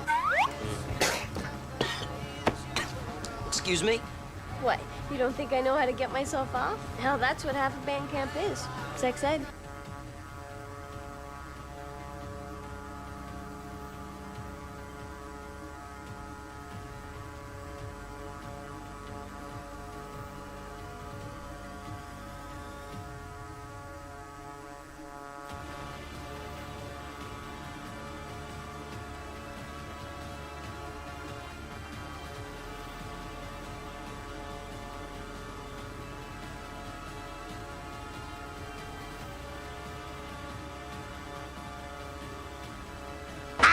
Cornholio! Whoa, that was cool. I need TV for my bunghole. Come out with your pants down!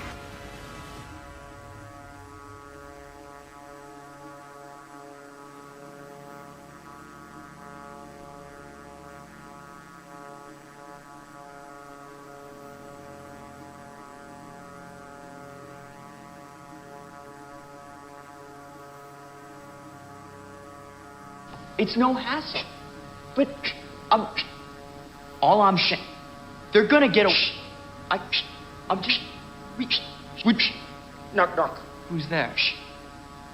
Look, let me tell you a little story about a man named Even before you start, that was a preemptive Just know I have a whole bag of with your name on it. Yeah, didn't think I'd be able to hear that one. All right.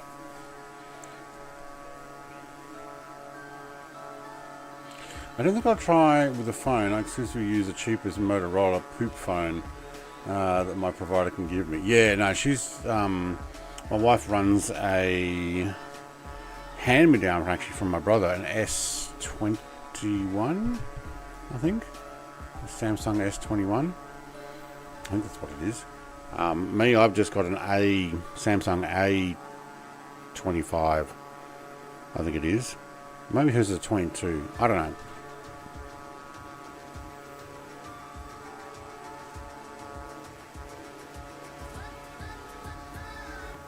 I'm not reading everything Colonel Indiana Longnuts is saying.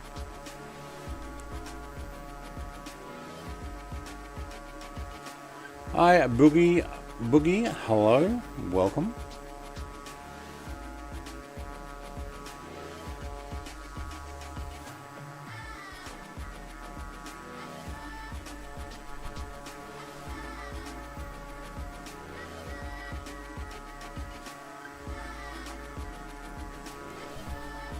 One we haven't heard recently. Let's see if that one plays.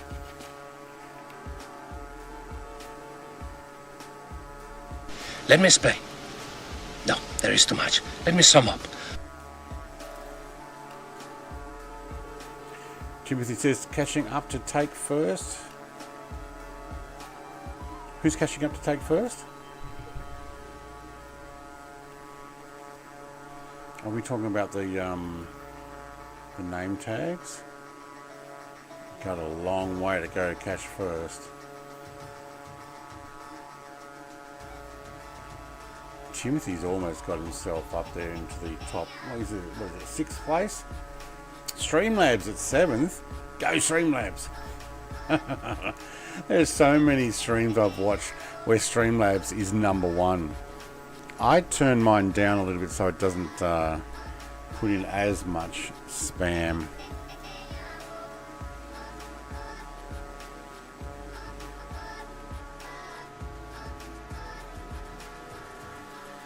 Alright, there's the Pacific Ocean under all that white fluff.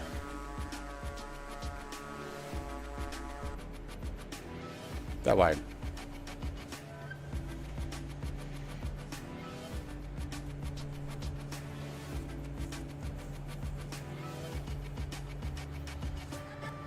I forgot I wrote that. The Mr. of the legend, Mrs. TPHI crew, right? Probably like, hey, what?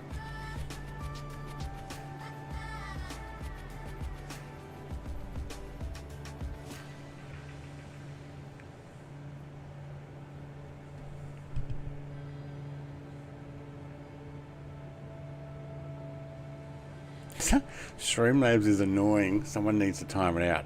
I need to give it some more messages, maybe, so you're not seeing the same thing. Check out this code. Oh yeah, flight sim gear. So if you are looking for some flight sim gear, you can get 10% off. We'll try and get some other things in future. I've got something in the works, which I can't tell you anything yet. Get some discounts. Obviously we need to make sure if you are buying stuff from some of those discounts that it's actually working for you.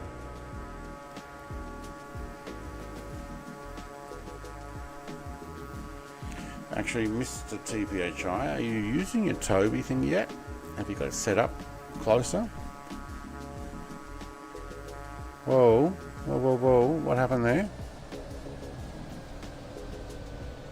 Oh, that's the waypoint. Oh, no way. Oh, it is too. Oh, I wonder what happened there. Didn't realise that was actually the airport. Wow, it gave a bit of a massive turn considering we didn't really turn that much. What did we go from? 150 to 154. That was a bit excessive, but okay. Yeah, waypoint. Yeah. But I didn't think it would need that much of a turn. Visualize landed. Always loaded back in. Still booking. I wonder if Mr. TPHI and Icarus are following or going to follow that highway into town. That would make sense. It looks like it goes most of the way to that little zigzag there and then continues into town. So tomorrow I'm going to fly the Scout from Hangar Studios again. I showed it off at the end of my stream last week. I'm actually going to take it for a full run. Yep, I built up a little stand for it, but it works great on the TV until the sun comes around to the window, and then it just brings the stand then back onto the TV when the sun sets. Yeah, okay. Mine's pushed to the side at the moment. I've been doing some other stuff in front of my my bench here, so I've got to remember to set it back up, recalibrate it, and turn it on and have it ready to go before I load into the sim. That kind of just hasn't happened every time, so at the moment it's just sitting on the side.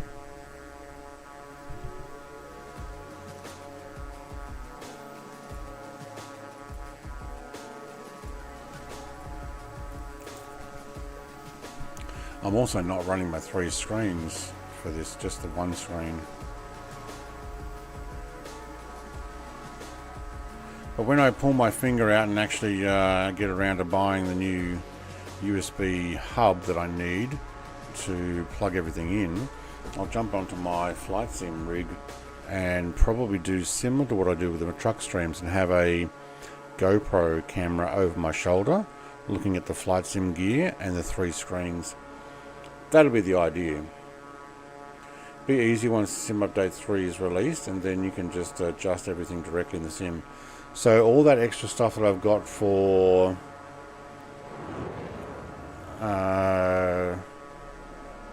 what's the program I've got? OpenTrack. That's all going to become native. Is that what you're saying? Because to be honest, I can adjust stuff in the sim already. I don't know why people are complaining that they can't. It's not just you, but other people I've seen and watched them they're like, waiting for Sim Update 3. I'm like, yeah, but you can adjust it already. Or I get more fine adjustments with OpenTrack, but maybe OpenTrack parts will become part of the sim. So, you know, we'll see. It means I don't have to run that extra program, and maybe that's what they're trying to do away with.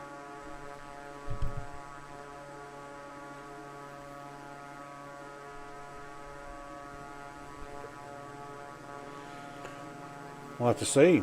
We'll have to wait till we get back in and give it a go. Not sure if my microphone's bouncing a bit loud there. Probably just trying to get over everything else I hear.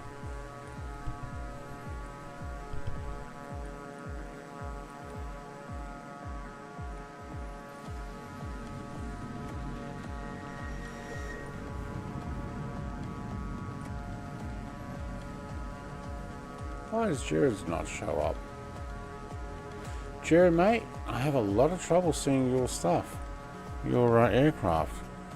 Don't know whether it's because you've got special liveries or... No, it's that M2K again.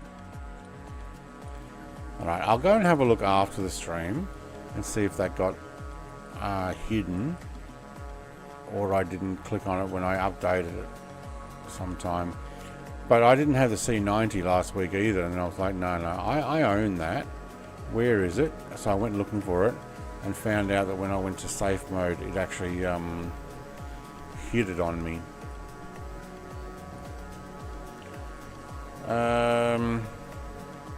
No, you actually can't adjust in the sim. The sliders don't do anything. It would be like having a Tobii hub experience in the sim. I thought the sliders, you had to exit back to the main menu and then come back in. I thought it actually says that in the Tobii. So when you not exit the sim, exit to the main menu and then load back on the airport. You can't do the adjustments and have it work straight away. You've actually got to exit out of that flight and then load back in, and then they show up. But anyway, I have to have a look again. Yeah, safe mode turns off all your mods. I know. I did one load and I've still been finding more stuff that was hidden. So my C90, this one I'm flying now, was actually hidden when I went looking for it. I'm like, I know I own it. And I found it in amongst the list of premium upgrades, about 20 aircraft that were all hidden. And I'm like, ah, no wonder. So with Sim Update 3, you'll be able to use the sliders and it works straight away. Is that what you're telling me? Without having to exit out to the flight and then jump back into the flight? Because that'd be nice. Because when I made my my latest video showing off the Tobii eye tracker, I had to load in and out and in and out and in and out so many times, getting all the adjustments right, that by the time I made my video, I must have been in and out 20 or 30 times. Then using the other software made it so much easier and smoother, and I'm like, whoa, this is awesome. Won't need to do that anymore. Once Sim Update 3 is released, all you do is your adjustments on the fly, and they'll have every adjustment you need directly in the settings in the sim. Awesome. Okay, that's why people are like, no, I'll wait till Sim Update 3. And when's Sim Update 3 coming out? Sounds like they're trying to fix everything before releasing it, which is not a bad thing, to be honest. Fix it all. How about fix some of it right now? Call that Sim Update 3 and say Sim Update 4 is when the rest of it's coming. Sorry if I'm making you dizzy there.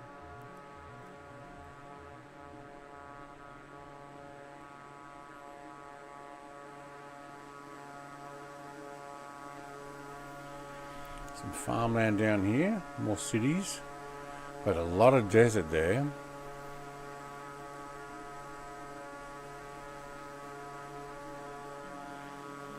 Well, why don't they just skip it and go straight for Sim Update 4, Colonel Indiana Long Nuts?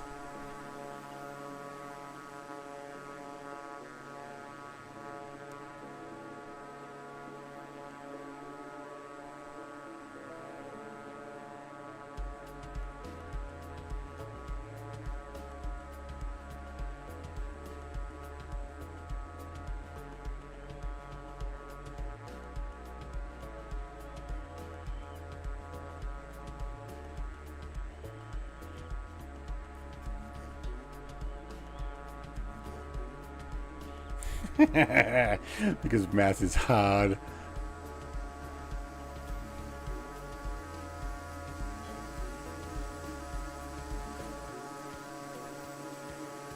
Yeah, look at all the bugs splattered now on my aircraft.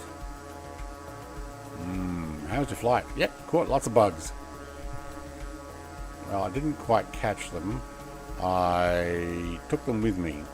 Well, not all of them. Most of them. Most of what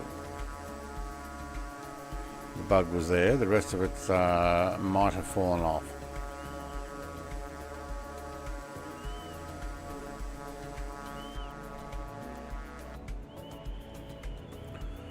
Yeah, mountain's getting closer.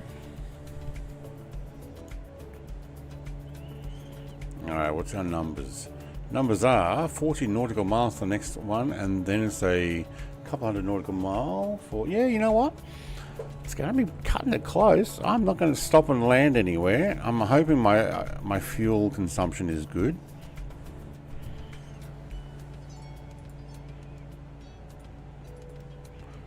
Yeah, okay, we're at 4. Ooh, yeah, okay, a couple hundred more nautical miles. What do we got?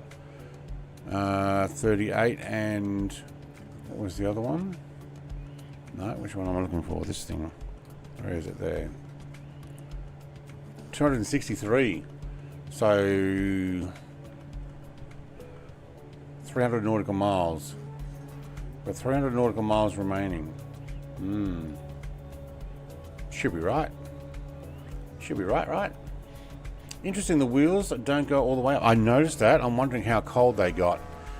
A little frozen. Ooh, I think I just hit my trim. Taking my hand off the controls. The tires don't go all the way up. And part of the wheel. But we do have cowling that goes over it, so the wheel doors. But yeah, rather than pop these things inside but make more drag. There's some airliners though that their wheels come up and you can still see them underneath. It's not like they've decided to enclose them. Hello, is that Big Hulk or Long? I think it's Mr. Longnut's catching me. How's he catching me? He is too. I haven't slowed down. He must be booking it. Whoa. How did you catch up so quickly, Mr. Longnuts? Did he use Mr. Slew?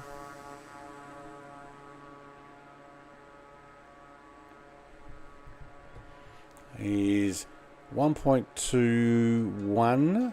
It was 1.20, so he's a little bit slower than me. Okay, I am going faster than him. Did you slew Mr. Colonel Indiana Longnuts? Just to catch up closer. Because it looks like I am going faster than you now.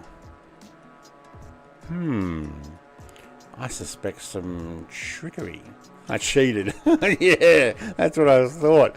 I'm like, if he's catching me and that number's going down, I will understand that. Okay, he's just going fast, and that's how fast he's got. Yeah, some of the older 737s. Yeah, that's right. Wait until everyone finds out Sim Update 3 won't come until September, as Asobo are on their summer shutdown. That'll ruffle some feathers. How dare they have a holiday? I know. Could be worse. You could have had a earthquake or something hit the house. I know. Oh, poor Mr. Ozflight. I had to actually drop back into the stream to show my wife. I said, "Oh, there's been an earthquake in Queensland," and Ozflight was experiencing it. I said, like, what? And then, you know, everybody's jumping on the phone and having a look, including her. And then I was down in the house. I think I lit the fire, get the house warm, and I was watching on the big TV. And I'm like, you know, let me come back. And I went back an hour or so and watched his reaction. And you can actually see his microphone stand wobbling, and he goes to hold it to stop it from wobbling. Oh, I didn't realise that's what was going on. And then you're going, whoa, oh, and then you realise it just had an earthquake. Yeah, like, that's pretty freaky. So glad nothing bad happened. Then it's like, oh, something's hit the house. It's like, yeah. It's like, wow. Well, I'm kind of glad it was an earthquake and not something hitting his house, but yeah. What's Clam Jammer doing out there? What are you doing, mate? You're way out over the ocean there.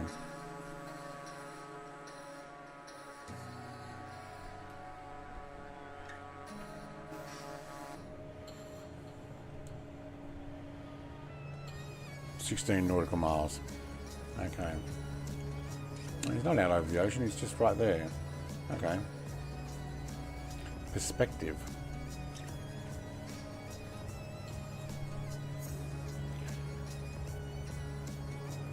Hit the slew, Jato. What's a Jato?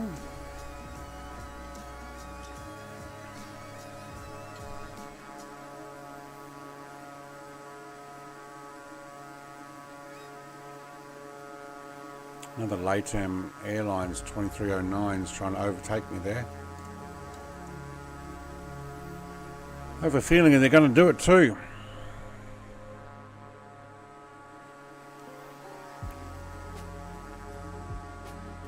What are they at?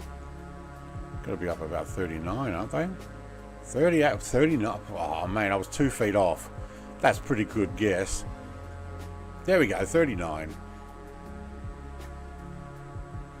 From SPME, so they're flying from Portugal. Okay. That's a pretty good guess though. What's it in? An A319. What's the max altitude for 319?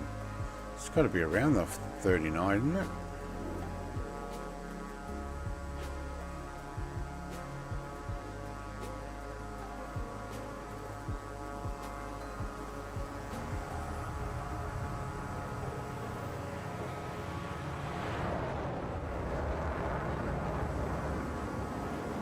Yeah, I'm watching.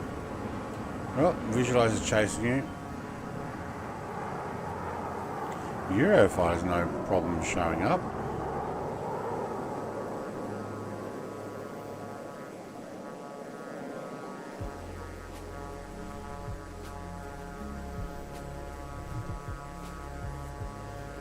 Yeah.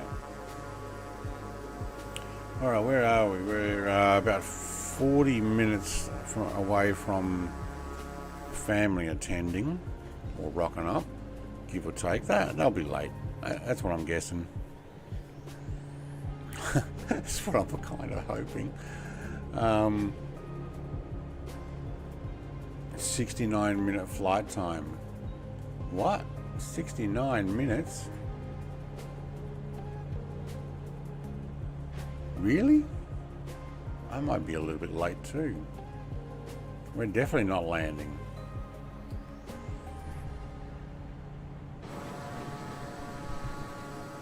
Hello, we've got a Eurofighter escort at the moment.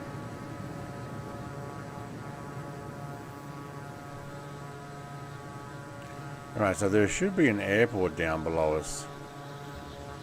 Or there will be. In that city?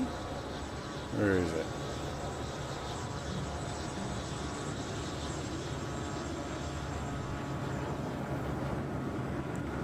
Right, we've got a Eurofighter below us. There'll be an airport down there somewhere. So we're just coming over the waypoint now. Maybe it's close to the coast there.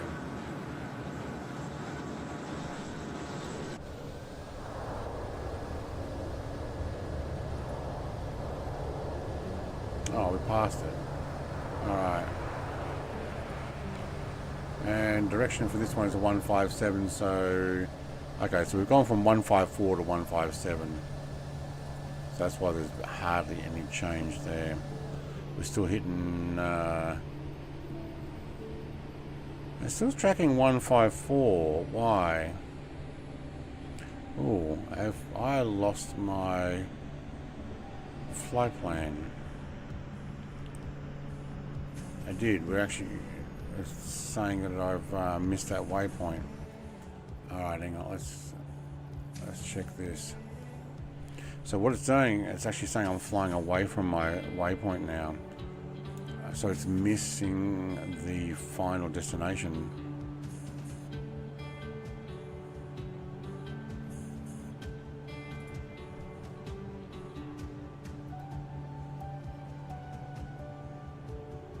It thinks that was my final destination.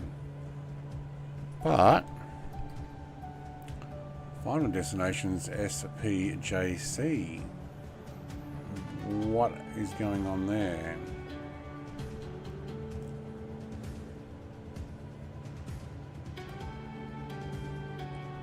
Right, so this one is different to this one.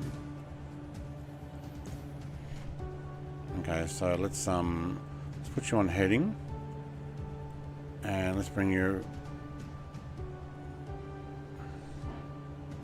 157.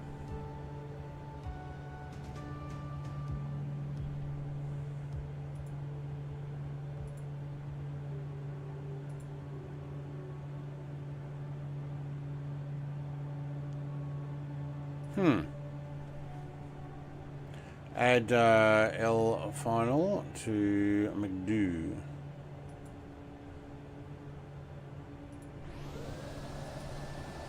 Oh, in down here, you mean? I didn't do my initial performance anyway. Do I have to do my initial? Probably.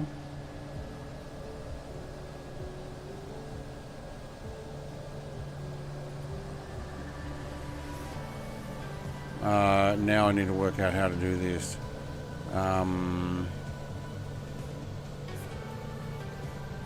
JP, oh hang on, what's my, no, I'm not clicking there. SPJC. Yeah, SPJC is already there as my destination.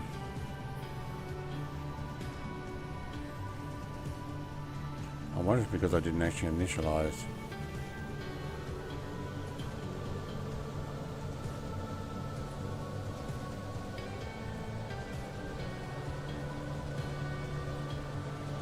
Or should I do it in the, I think I should just do it in this. It's going to be easier for me to type it in.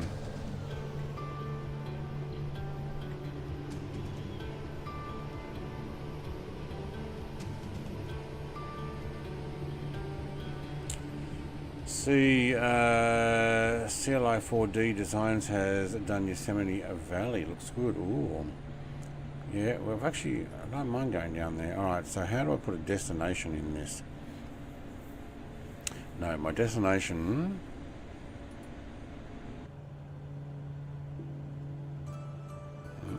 Hang on.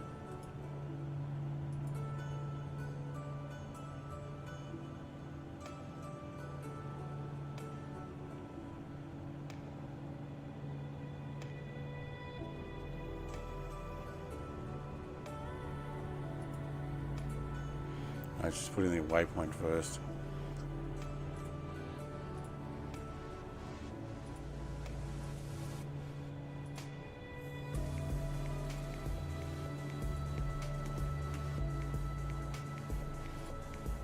Oh, you can't set it as destination? Oh, okay.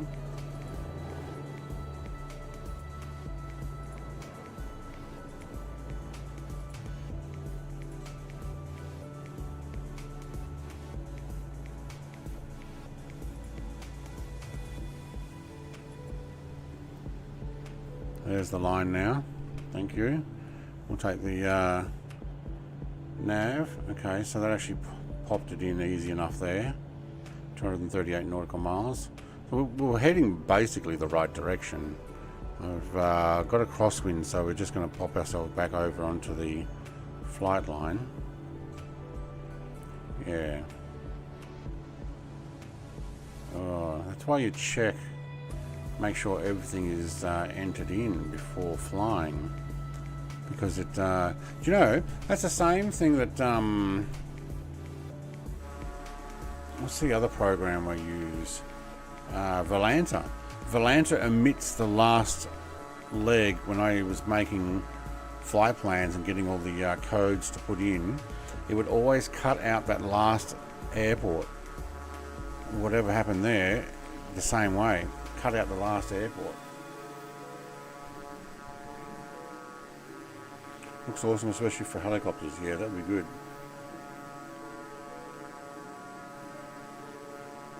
Have you seen some of the videos where jets pass each other close by? Yes. Also seen those that are I'm talking about airliners. I've seen those where they're flying at the same thing. There's one video where they're both up at about 38 or 37 and 39,000 feet, 1 to 2,000 feet apart, and they're traveling the same way, and a guy airdrops from one iPhone pilot's to the other pilot's iPhone pictures of them taking a picture of their plane. It may actually have been less than that. It might only been like 500 feet or 1,000 feet apart.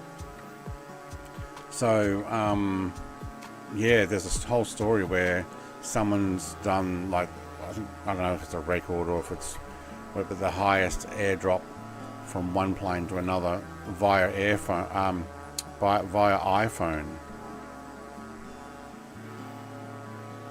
which is pretty cool. Admittedly. Holy schmoly, how high is Visualize up there? It's gone to space. 63,800 feet. Jared's like, I can do that. Hang on, let me just catch up.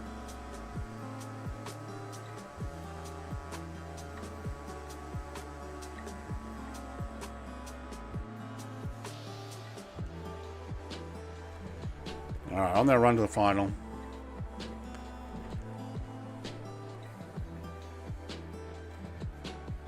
So who's doing it? CLI 4D design.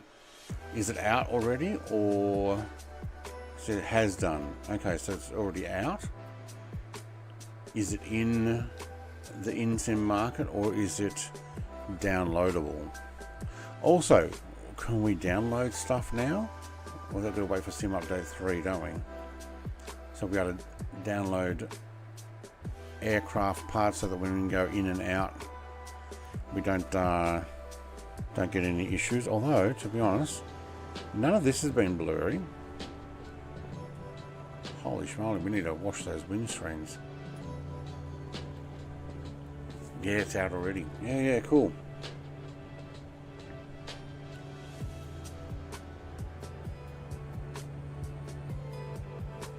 Alright, 220 nautical miles to go. Alright. At what speed? 196 airspeed. What ground speed? Hang on. Let's have a look.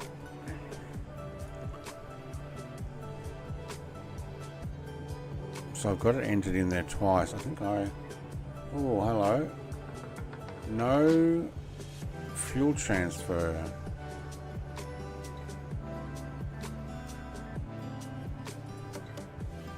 Okay, the right engine is running low on the transfer, I'm guessing. It's on auto. Don't know if I need boost pumps on for that. Main tank only. What's that mean? Oh, right. Okay, so my auxiliary tanks are going to run out. Which, to be honest, I expected that, and then we'll be running on main tanks. Yeah. So total fuel. Oh, it's almost the same. Okay, so auxiliary tanks are about to run out. And then we'll have 400 pounds in each side. There we go, left has done it as well. That's alright, I kind of expected that to happen.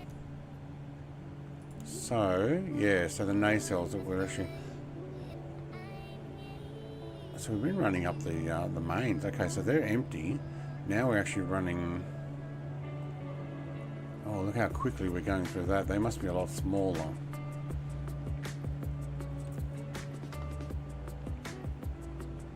$110 gallons left. Still, it's 28%. That's pretty good. Hopefully we don't have to do any air-to-air refueling. Really didn't want that happening. I've been so good at not running out of fuel, much to some people's dismay. Lack of excitement. I was getting actually pretty good. Tanks are empty. Yeah, my main tanks are empty. Yep, 100%. But my cross flow is on auto. My feed was on auto, so we're now running fuel in the remainder of what we got. See if we can make it the 200 nautical miles remaining. Look at that. I reckon that could have been, that cutout there, could have been the bowl of a previous volcano there that has eroded down over time, just because of the shape of the islands and the headlands there. Two of them. And it created a natural harbour. No, not doing any refueling. I'm going to try and go the whole way. I don't have to climb, so it's not like I'm using extra fuel trying to go up. It's just that there's no fuel transfer available anymore. So I've sucked the things dry now. Wait, am I on auxiliaries? I'm on nacelles. Fuel quantity. So wait, that says mains only. They're not in the mains, are they? So if I put my boosts on and I go crossfeed open, it's on auto at the moment. Auxiliary transfer open. So I've now opened it. Let's just check if I am pumping it from... No, we're not. Okay. I don't know if there's the ability to do that in this particular plane like you do in the Concorde.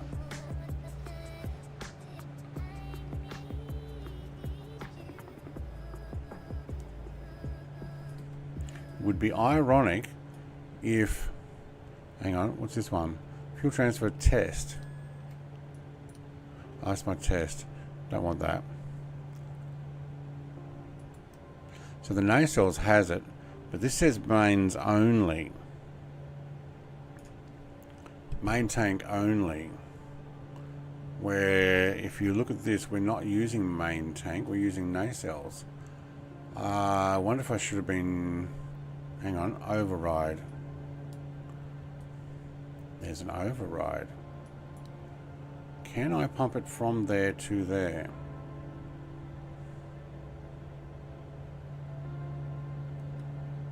No, not by the looks of it.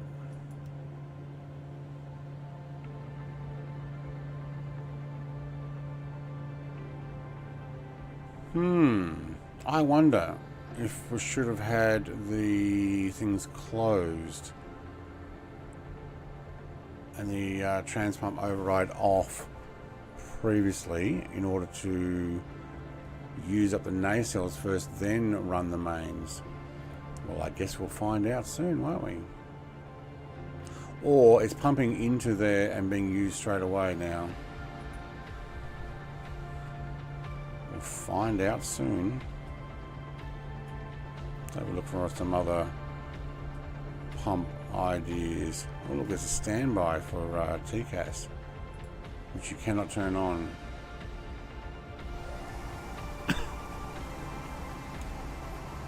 Hey, give me one back.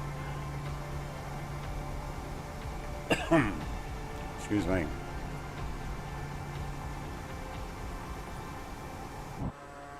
I'm just doing some fuel management at the moment. Mainly because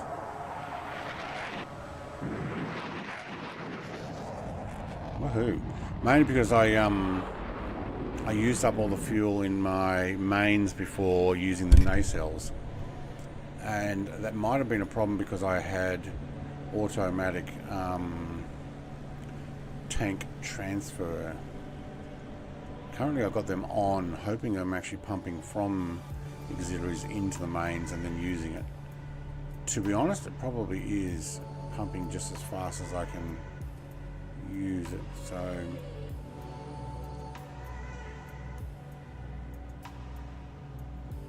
yeah, I don't think there's any other way of moving. It's got cabin temperatures and the likes, bleed air valves, heat, no, okay. We'll find out whether we run out when this, now this is just the main thing I'm concerned about, when this gets to the yellow, will it no longer pump out? Although look, I've got the transfer pump override on, it should actually be pumping into the mains.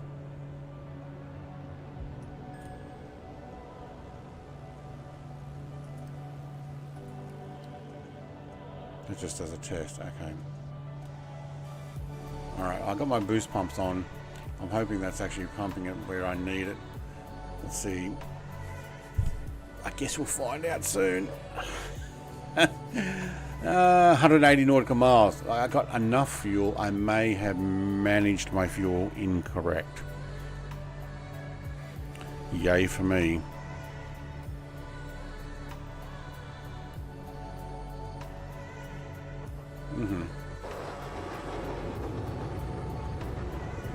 Is Mr. Gammy Wombat actually still going? Is he doing his trains? We should go and have a look.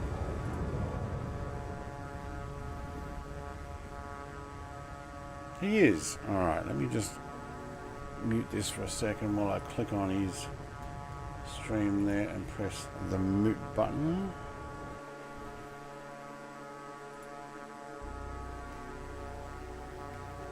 Yeah, he's not the only one that can do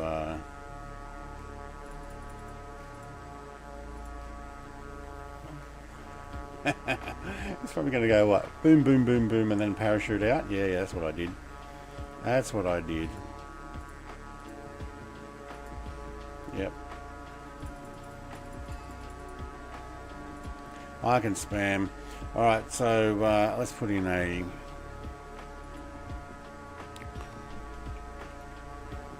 Gammy? Oh, maybe it's fully Gammy Wombat, I'm not sure.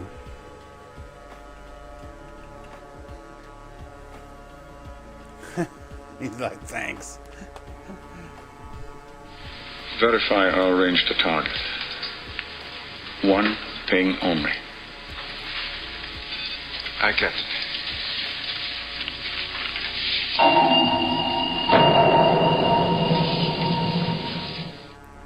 my god, that is so loud. Alright, go check him out.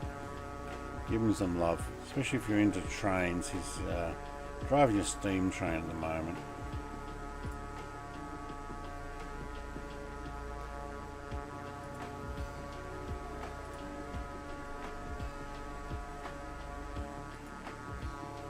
Alright, can't stay over there just now. Cool. Yeah, well, I guess we'll find out whether we going to run out of fuel when that gets to the yellow line there. You would think if you've still got fuel, you should be able to run this part here.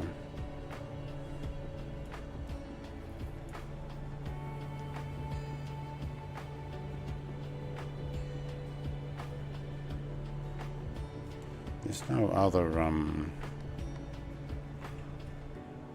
button. No. Okay, so I've got my transfer pump override on. Boost pump is on. Nacelles. Set fuel tank quantity. Yeah. The total is all nacelles anyway, so I'm aware of that. I wonder if they should have been off until the nacelles. See, it's not using nacelles first. So I didn't think there was any switch anywhere for that. Alright, just have to trust it's working. Still waiting for your bingo fuel. Do I have a bingo fuel? Don't we have bingo? Put in exclamation mark fuel, I think. Or is it exclamation mark redeem space fuel? Alright, what have we got on these? We've got generator ignitions, left fuel pressure, cabin, yep, pedo, lead airs, exits, yeah, no. Fuel crossfeed. Where's fuel crossfeed? Where do I do my fuel crossfeed?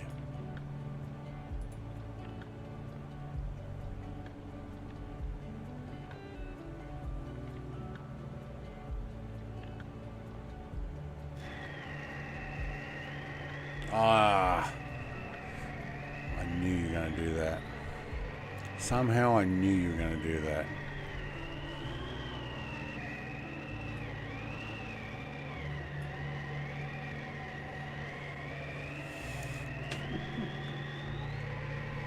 It's fuel. Not fast. I wonder if I typed it in, it would override it.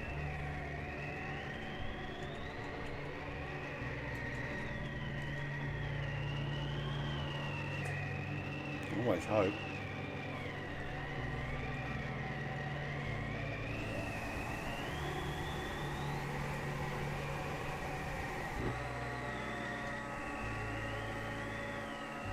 There's Mr. Mud Dog down there.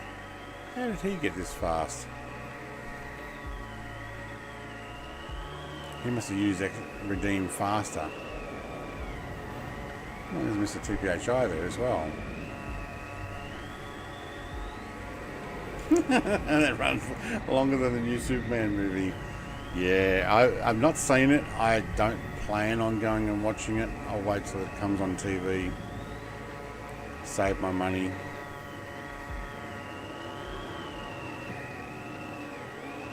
Can't overwrite Superman. No, I don't think so.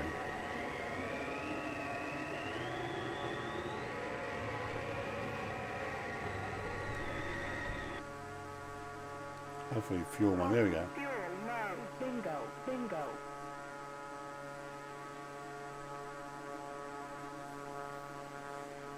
Who made me that GIF file? I think that was Big Al, actually. I think Big Al might have made me that.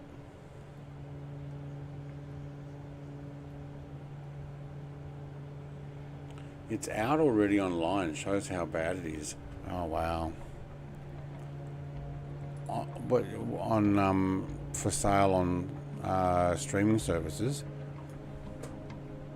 Yeah, wow.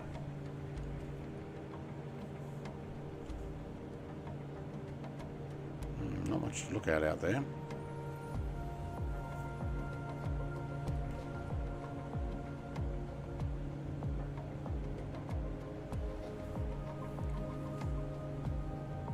You did, yeah.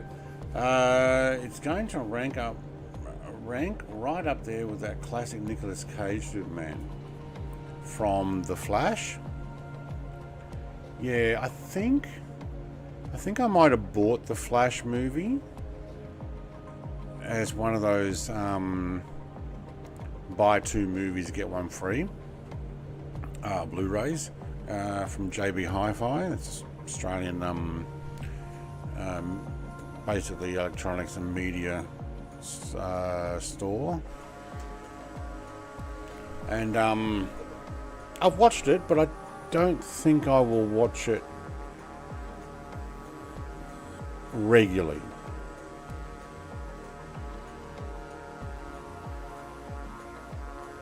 No, you need to link that bingo fuel to your fuel system somehow.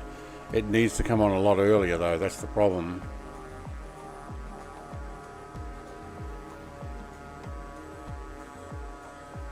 No, what do you mean? Nicolas Cage Superman sucks so badly they didn't finish it.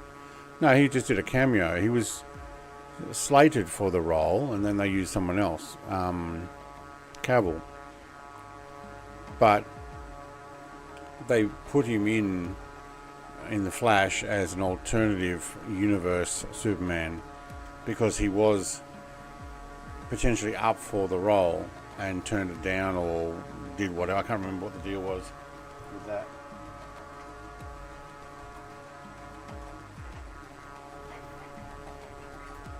I'm feeling a little cold here. I might just up my heater.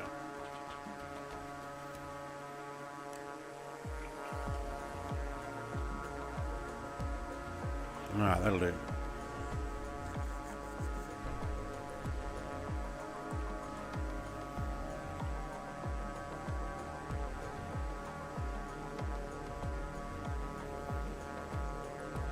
Yeah, so I haven't actually seen the latest Superman. I didn't like what I see. I also haven't seen the Fantastic Four.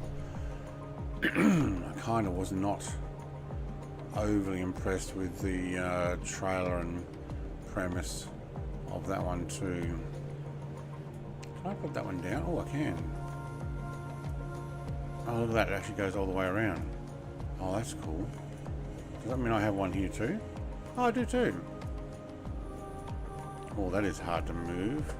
My face is in the way. Hang on, I moved it around. Oh, there we go. Hey, I like that where you click on it and it goes invisible. I mean, it seems unrealistic, but I like it. Alright, 129 nautical miles. We might be able to glide a lot of this too. Yeah, the remakes are never good, really. No. I was watching some videos somewhere about Spider-Man and Sony's ownership of Spider-Man, that they need to make a new Spider-Man every, I can't remember what they said, every 5 years or something, or every decade, or I think it was like 5 years, in order to maintain the license. Otherwise it will revert to Marvel, which means they are no longer able to make Spider-Man movies, which is probably why there's been so many Spider-Mans released by Sony Pictures, including animated ones, because it's the only way they can keep the license. I guess with the licensing they can also do like PlayStation games, I'm guessing. Clamjammer, mate, you're down at 5,000 feet already. Are you landing? Or do you know something I don't know? How far away am I? No, 122 nautical miles. No, I've got plenty. Still doing 196 airspeed.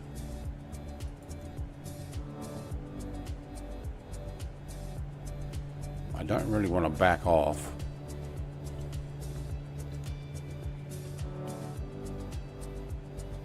To try and save fuel.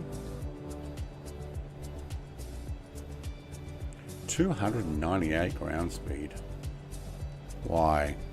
Where's the wind coming from? No wind data.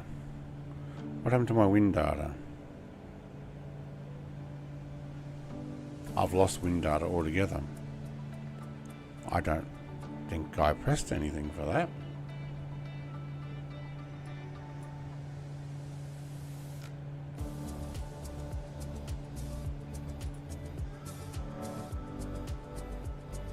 I have missile lock. Who has missile lock?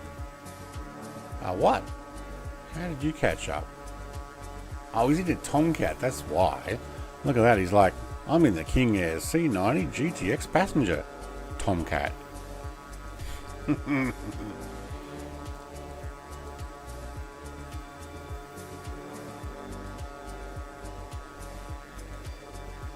Have I something DC on? Yeah, they are going nuts. I'm running, that's my load. It can't work out what to do.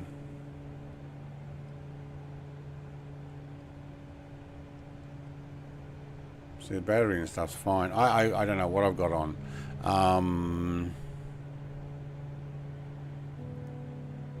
My engine ignition is on auto. I don't want to turn that off.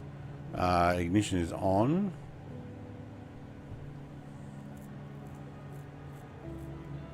Basically, I'm not going to touch them because the plane is working. Like, I'm not going to flick all my switches on and off. I got nav, recon. I don't know what other DC stuff I've got on. Maybe they're using the coffee machine in the back area. I don't know.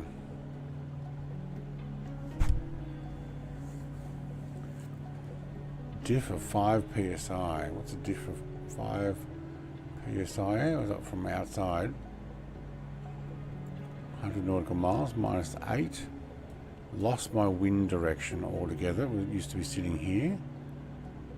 I don't know what happened to that. Or there's no wind data at the moment.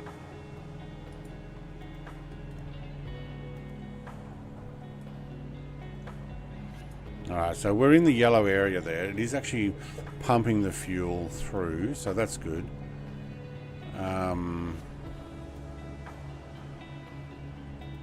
Push for Fahrenheit. Oh, there we go. -19 Celsius. So -19. I got -8. Is that RAT? What is RAT then?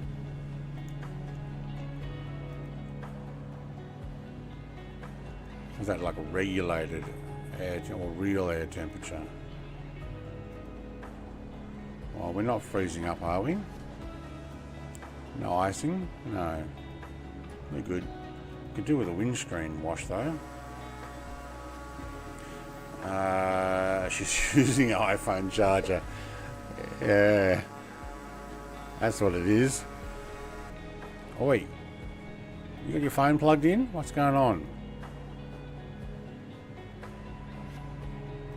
Yeah, you. No, she doesn't like talking to me. Must be something I said. Probably because I called her you. Hey, you. Oh, see, cabin alt is at 9,100. Yeah, it is. Which is actually suitable because even though, see, this thing doesn't go up any higher than there. It stops, but you can keep winding it up. So cabin altitude 9,200, 9,300.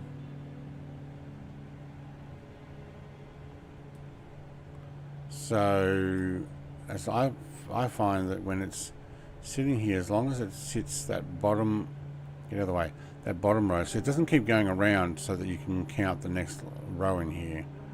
As long as that bottom one, that arrow matches what you're actually sitting at, which is 25. So it seems to be about 9,100 feet. Come back down now.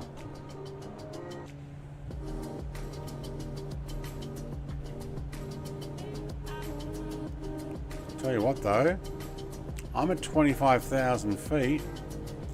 These mountains don't look like they're much less than that.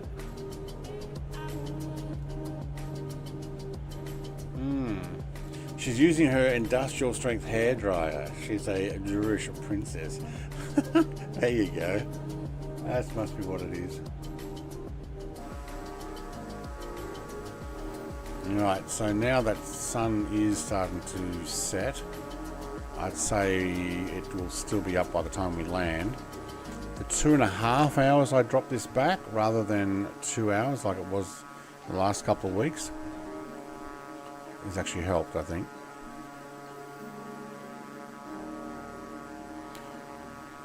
I don't need to sit on live weather the whole time.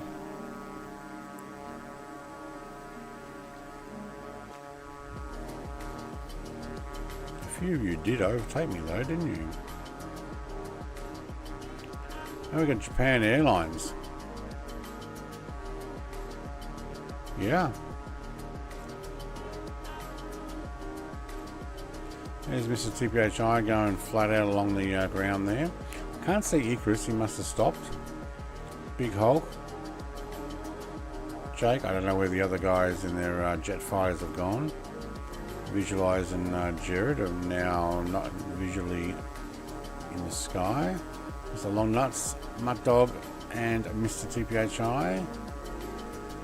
This music's quite loud. Right, we lost Visualize and Jared, unless they're up in the sky still having a go at each other. Or they're probably going into the mountains there. Probably like awesome place to fly. Mr. TPHI, are you landing? There's 6,000 feet. Are you finding an airport along here, are you? It's we want this one here.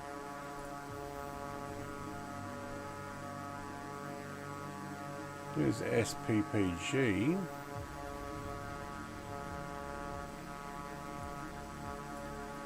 Not that far away actually. Good. Well, on that map. Oh no, there's Jared. He was below me. That's why I couldn't see him. Just touched down. Alright, so you've actually landed. Not just cruising along closer to the scenery to check it out. Ah, nice. Yeah, we probably should descend ourselves. It's not a bad idea. I tell you what, the scenery does look good from up here. Look at that. That says fly up me here and into the mountains. Yep. Alright, what we'll do is 727 nautical miles. I'm going to check what the altitude of our final destination is first. Sea level, I'd say. 59 feet. Yeah, we definitely got to go down. Alright. Oh, 0. No, we'll go down to 5 though.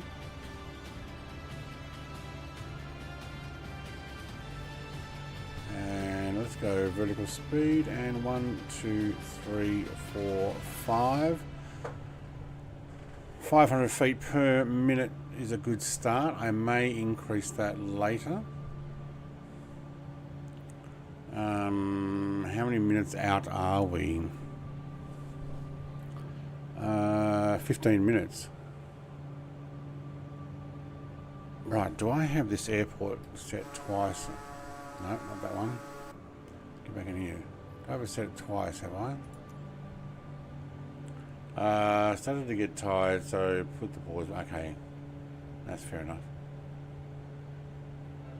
Hey, Michael's back. How was Bunnings? Oh no, it's just in there once. Okay, good.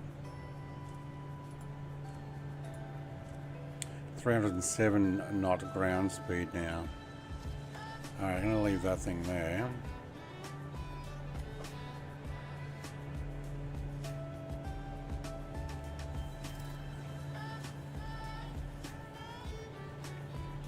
Coming down from 25,000, I may want just an extra couple.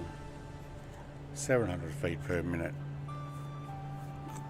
Descend.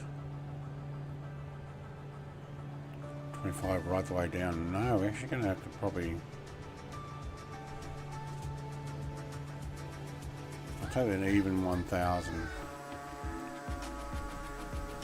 I'm going to level out at 5 anyway.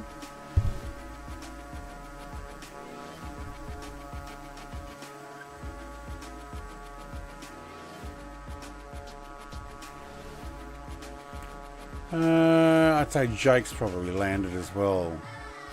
Where's Jap Airlines going? Michael, mate. Thanks for the dono. Please have a great afternoon, Brett. Smile, smile, smile, smile. Oh, thanks, mate. Let's give you one of these.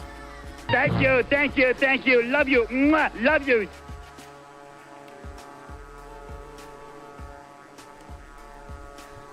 These are really loud. I've got to change those volumes on those. Actually, I could probably...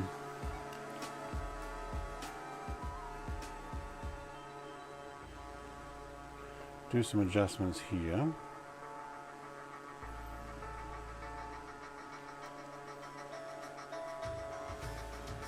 Okay, my numbers are all going to be different now.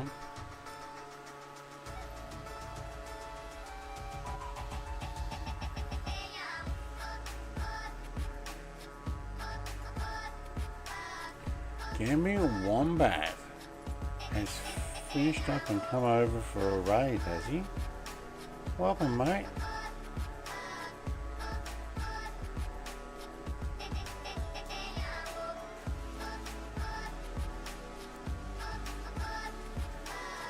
Welcome, Mr. Gammy Wombat.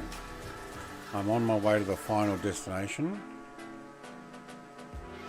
And you know what? I reckon that Japan Airlines 7323, the A320 from SPJR, I guess it's Japan Airlines, I reckon that's descending into the same airport. You've got a V path.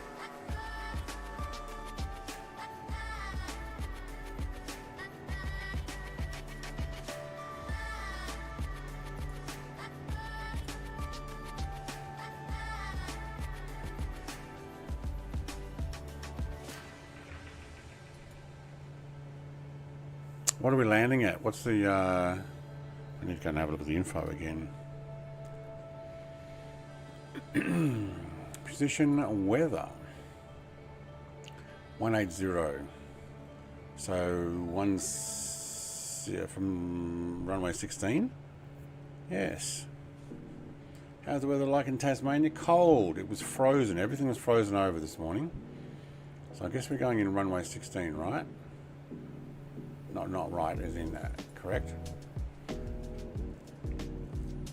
Let's get a VOR. What did you get?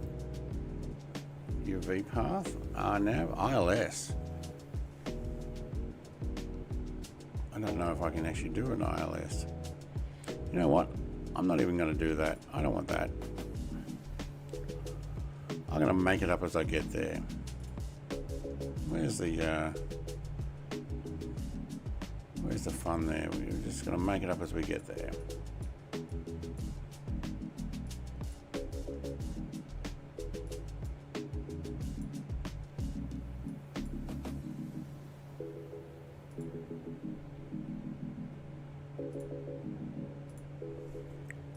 Yep. Make it up as we get there. Alright, I think we are following the A320 in. How's your tablet landscape? I made it landscape. Go into the options. Choose horizontal or vertical.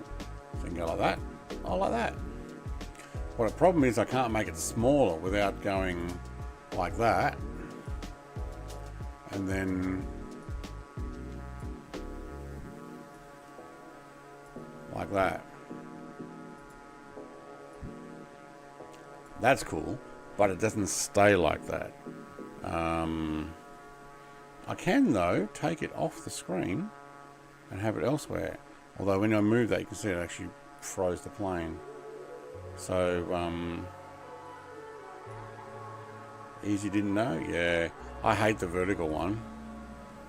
I also use the Xbox controller to turn it on and off like that. It's the same button that you actually go in and out of the aircraft. You press the double screen button and the top right toggle on my Xbox controller. Alright. Runway 16. So it's almost a straight in anyway. It is exactly a straight in. Awesome.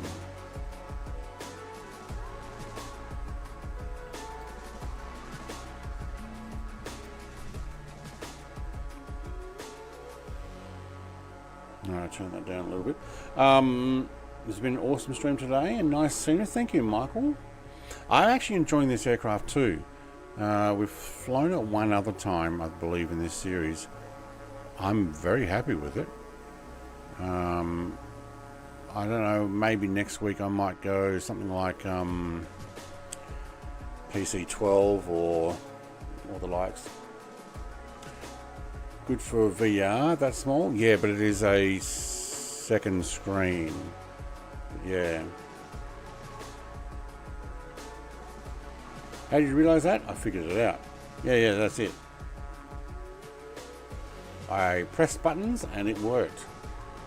And if it pressed buttons and it didn't work, I just kept pressing buttons until something did work. Visualize says, trying to find a setting in the GPS.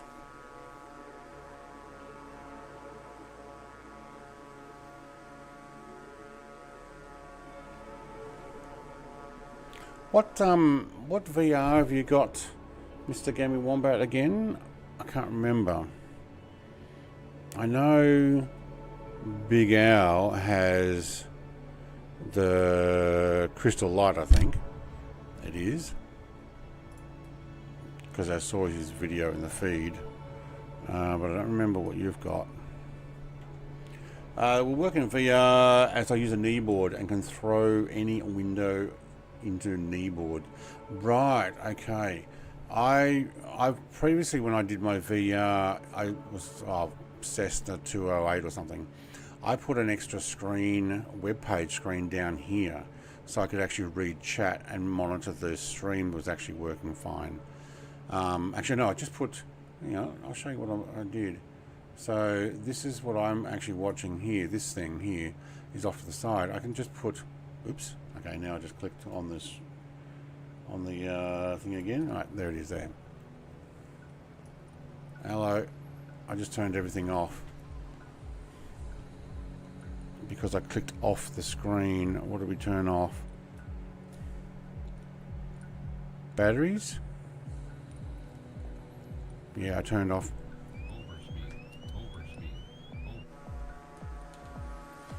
I hate that.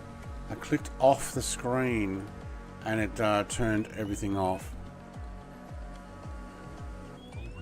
Yeah, I know. I'm getting you back. It won't be in a moment. Okay. Yeah, I think I actually turned off my aircraft by clicking off the screen, and it still thought I was actually pressing the screen. Gotta watch that. Let's not do that again. Old one, but Pimax 8KX, which is the 4K one. Okay. Hang on. Michael says I am driving daytime cab truck in ATS because it's all I can. Slowly building up money. Okay, so all you can afford at the moment. Yeah, okay. Alright, we might have dropped a little quicker than we needed to there, but yeah, so what I did was I clicked off the screen on the side screen, but I think it went down here and turned off battery or whatever it turned off. I'm going to put those back on. Yeah, it might have actually clicked that button there, turned off my battery completely. Alright, how you going? You got everything organized again? Yes, 24 nautical miles out. Wow. Okay. Still making our way down to 5,000 feet. Following in JAP7323, which I guess is Japan Airlines. Excuse me.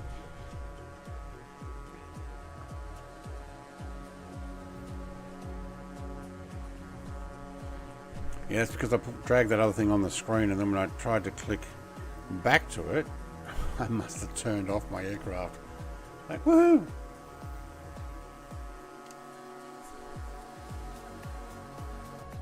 Are we still running the extra ampage? No, we know our load's good now. Big Owl, mate. So I might have had something wrong on here, and when I hit the I didn't have that turned on. That's why. Standby battery armed. I did think I needed to have that on.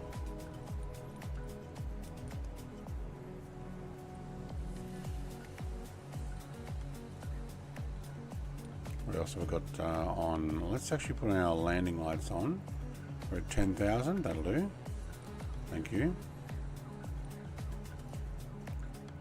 Okay, yep, cool, thank you. Let's actually start with our tail light on. Not that it's that dark yet. Might be by the time we get down, although probably not. Alright, so where are we at? We're at 9.6, so I'm going to go down. 2,000 feet per minute now. And let's take that down to 500 feet. Yeah, alright, let's take it down to 500 feet. Redo the barrow.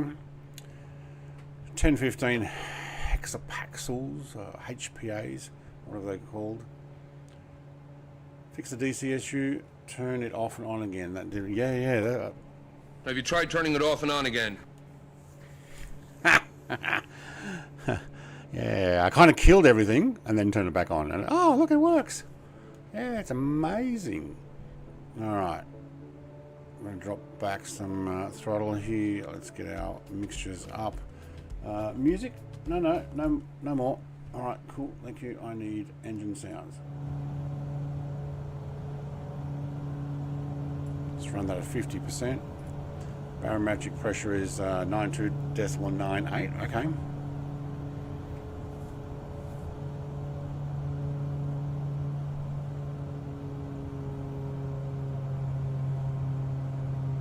Let's back her off.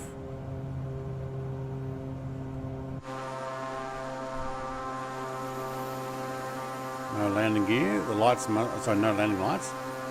Lights must be on the landing gear. It looks like there's more than one airport there. What's the deal with that?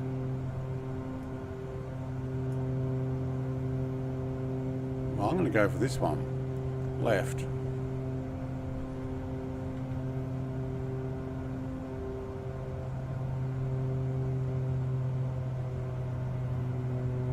Nine nautical miles out. Heading on, thank you.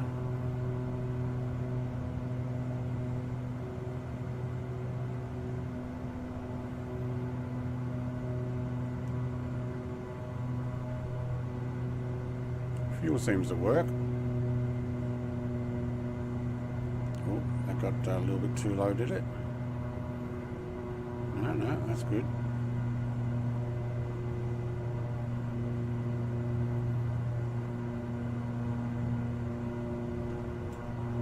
Alright, can I turn off the name tags?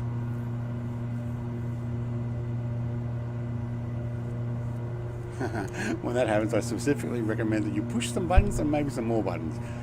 Yeah.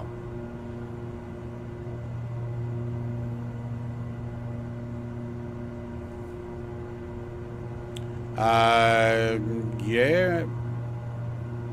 I'd say more for one taking off and one landing. And we're just going to do whatever we want, really. Alright, we're going to drop that right down.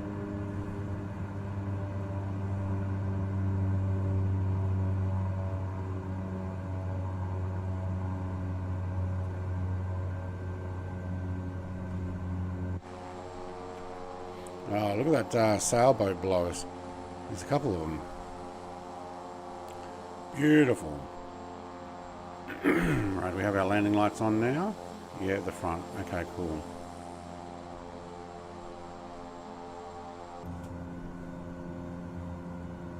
Okay. AP off. Yes, I know. I had my prop pitch all the way back and my throttle. Right, I have no more wind report for some reason. Something turned off there. But okay.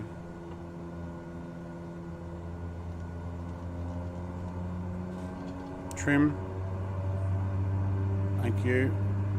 Give me that trim back.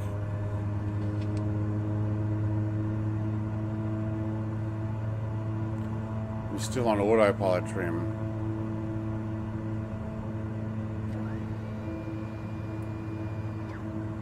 There we go.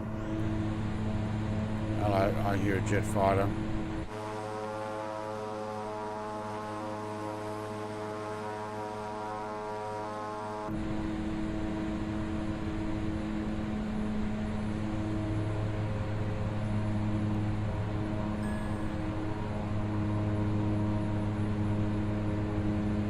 Somebody's taxiing across the runway at the moment.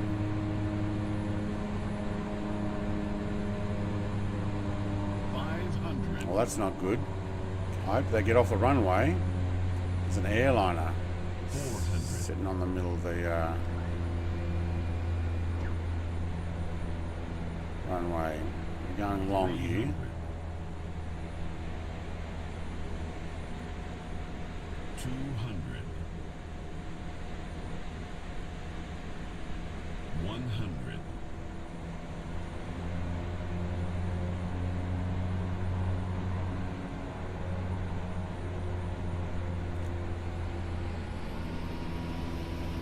Oh, we're going to end up in the back of the airliner. Come on, we're floating. There's a go-kart. Of course there's a go-kart. Someone racing around. Alright.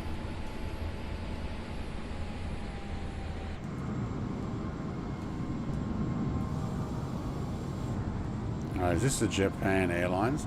No, this is SKX. What are you doing?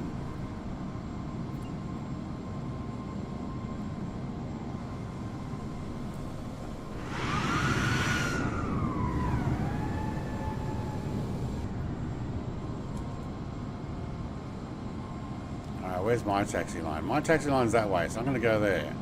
Alright, I don't know where you guys are parked, but my taxi line says I can go this way, so if I can overtake this aircraft, I'm going to do it.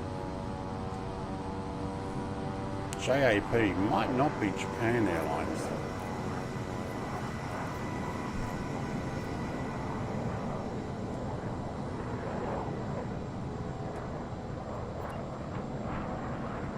It's Mrs. TPHI.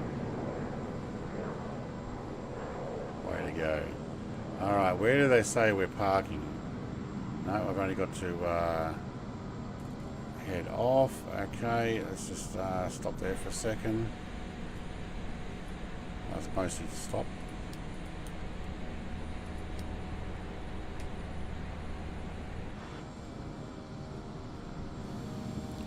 Alright, we got a place we can park over with those guys, is it? Alright. Now we're going to block this guy. They're looking for permission to get to a parking space. Alright, how do I get that auto feather thing on again?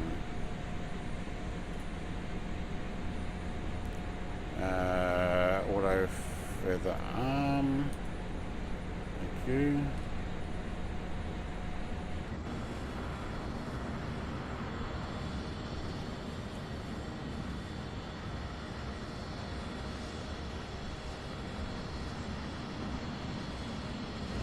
Alright, is there room there for me? Yep, I'll take it in here. Thank you.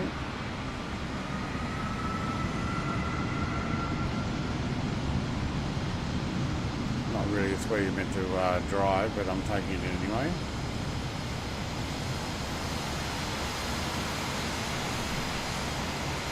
Oh, look at LP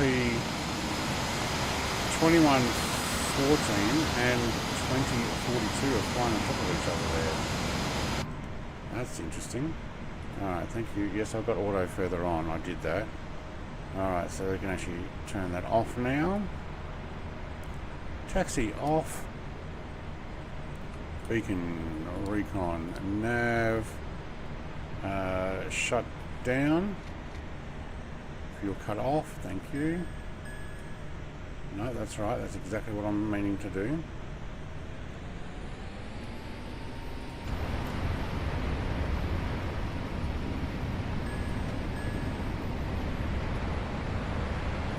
Oh, we depressurize.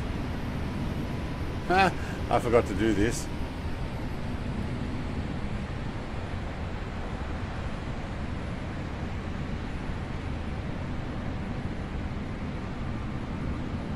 Is there just a reset? You know what? Leave it. I don't need to. Okay.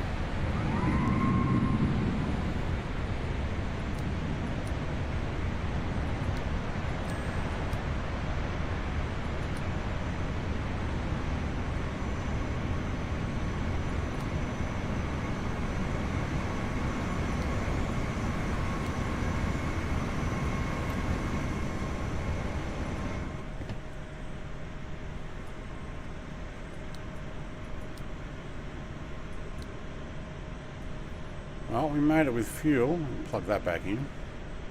I think I'm good. So,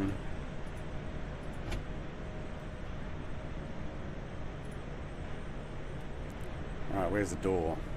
KTAS system test. Okay. Test okay. No, I turned it off. Here's the door. All right, how do we get out? Hey, there's a lock. Whoa. Well, look at that. Look at that, eh? Whoa, whoa, whoa. Oh, I'm still in my my G suit from my flight the other day in the Chinook. Hello, watch out she didn't run us over. Cool, I might need to change that. Alright. Well, that was actually pretty good. So I might just pop in for a picture here with the sun going down if anybody wants to. Yeah, everyone out. That's right.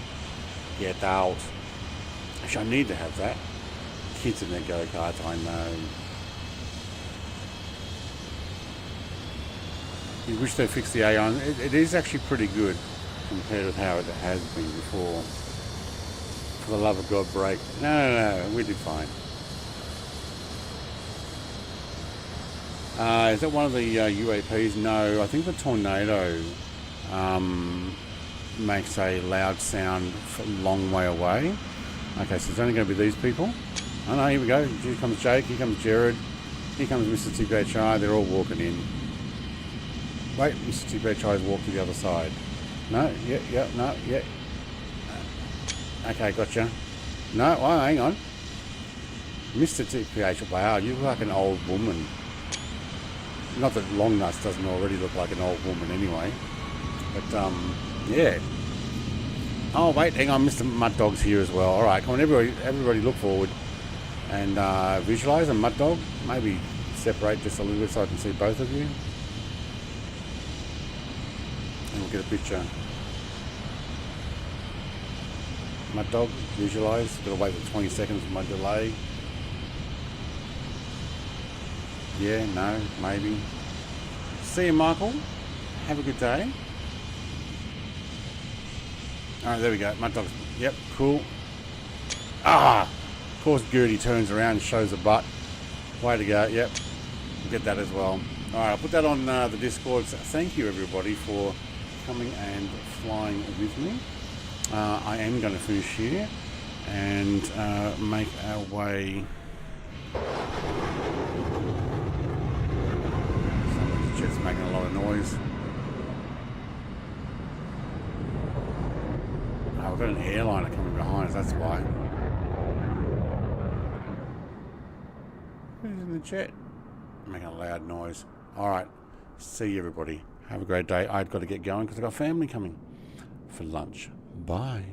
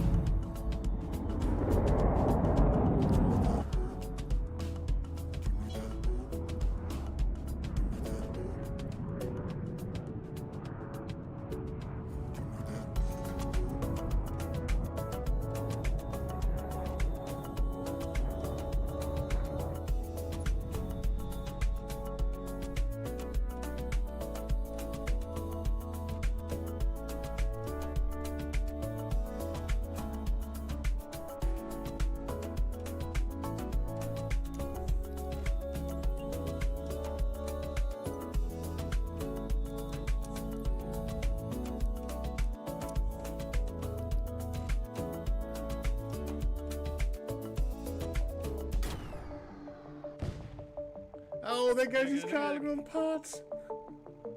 Look at the little fuel spitting out. Ready? Oh yeah, baby.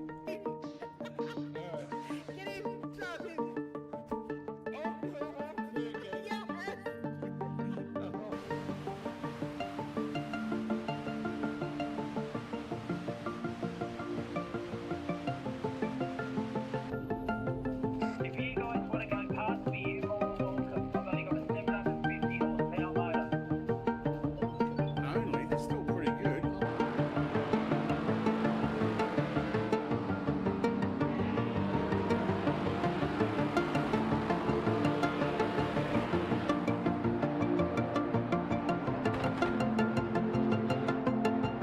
If we can harness the massive power of television, We could brainwash the whole country.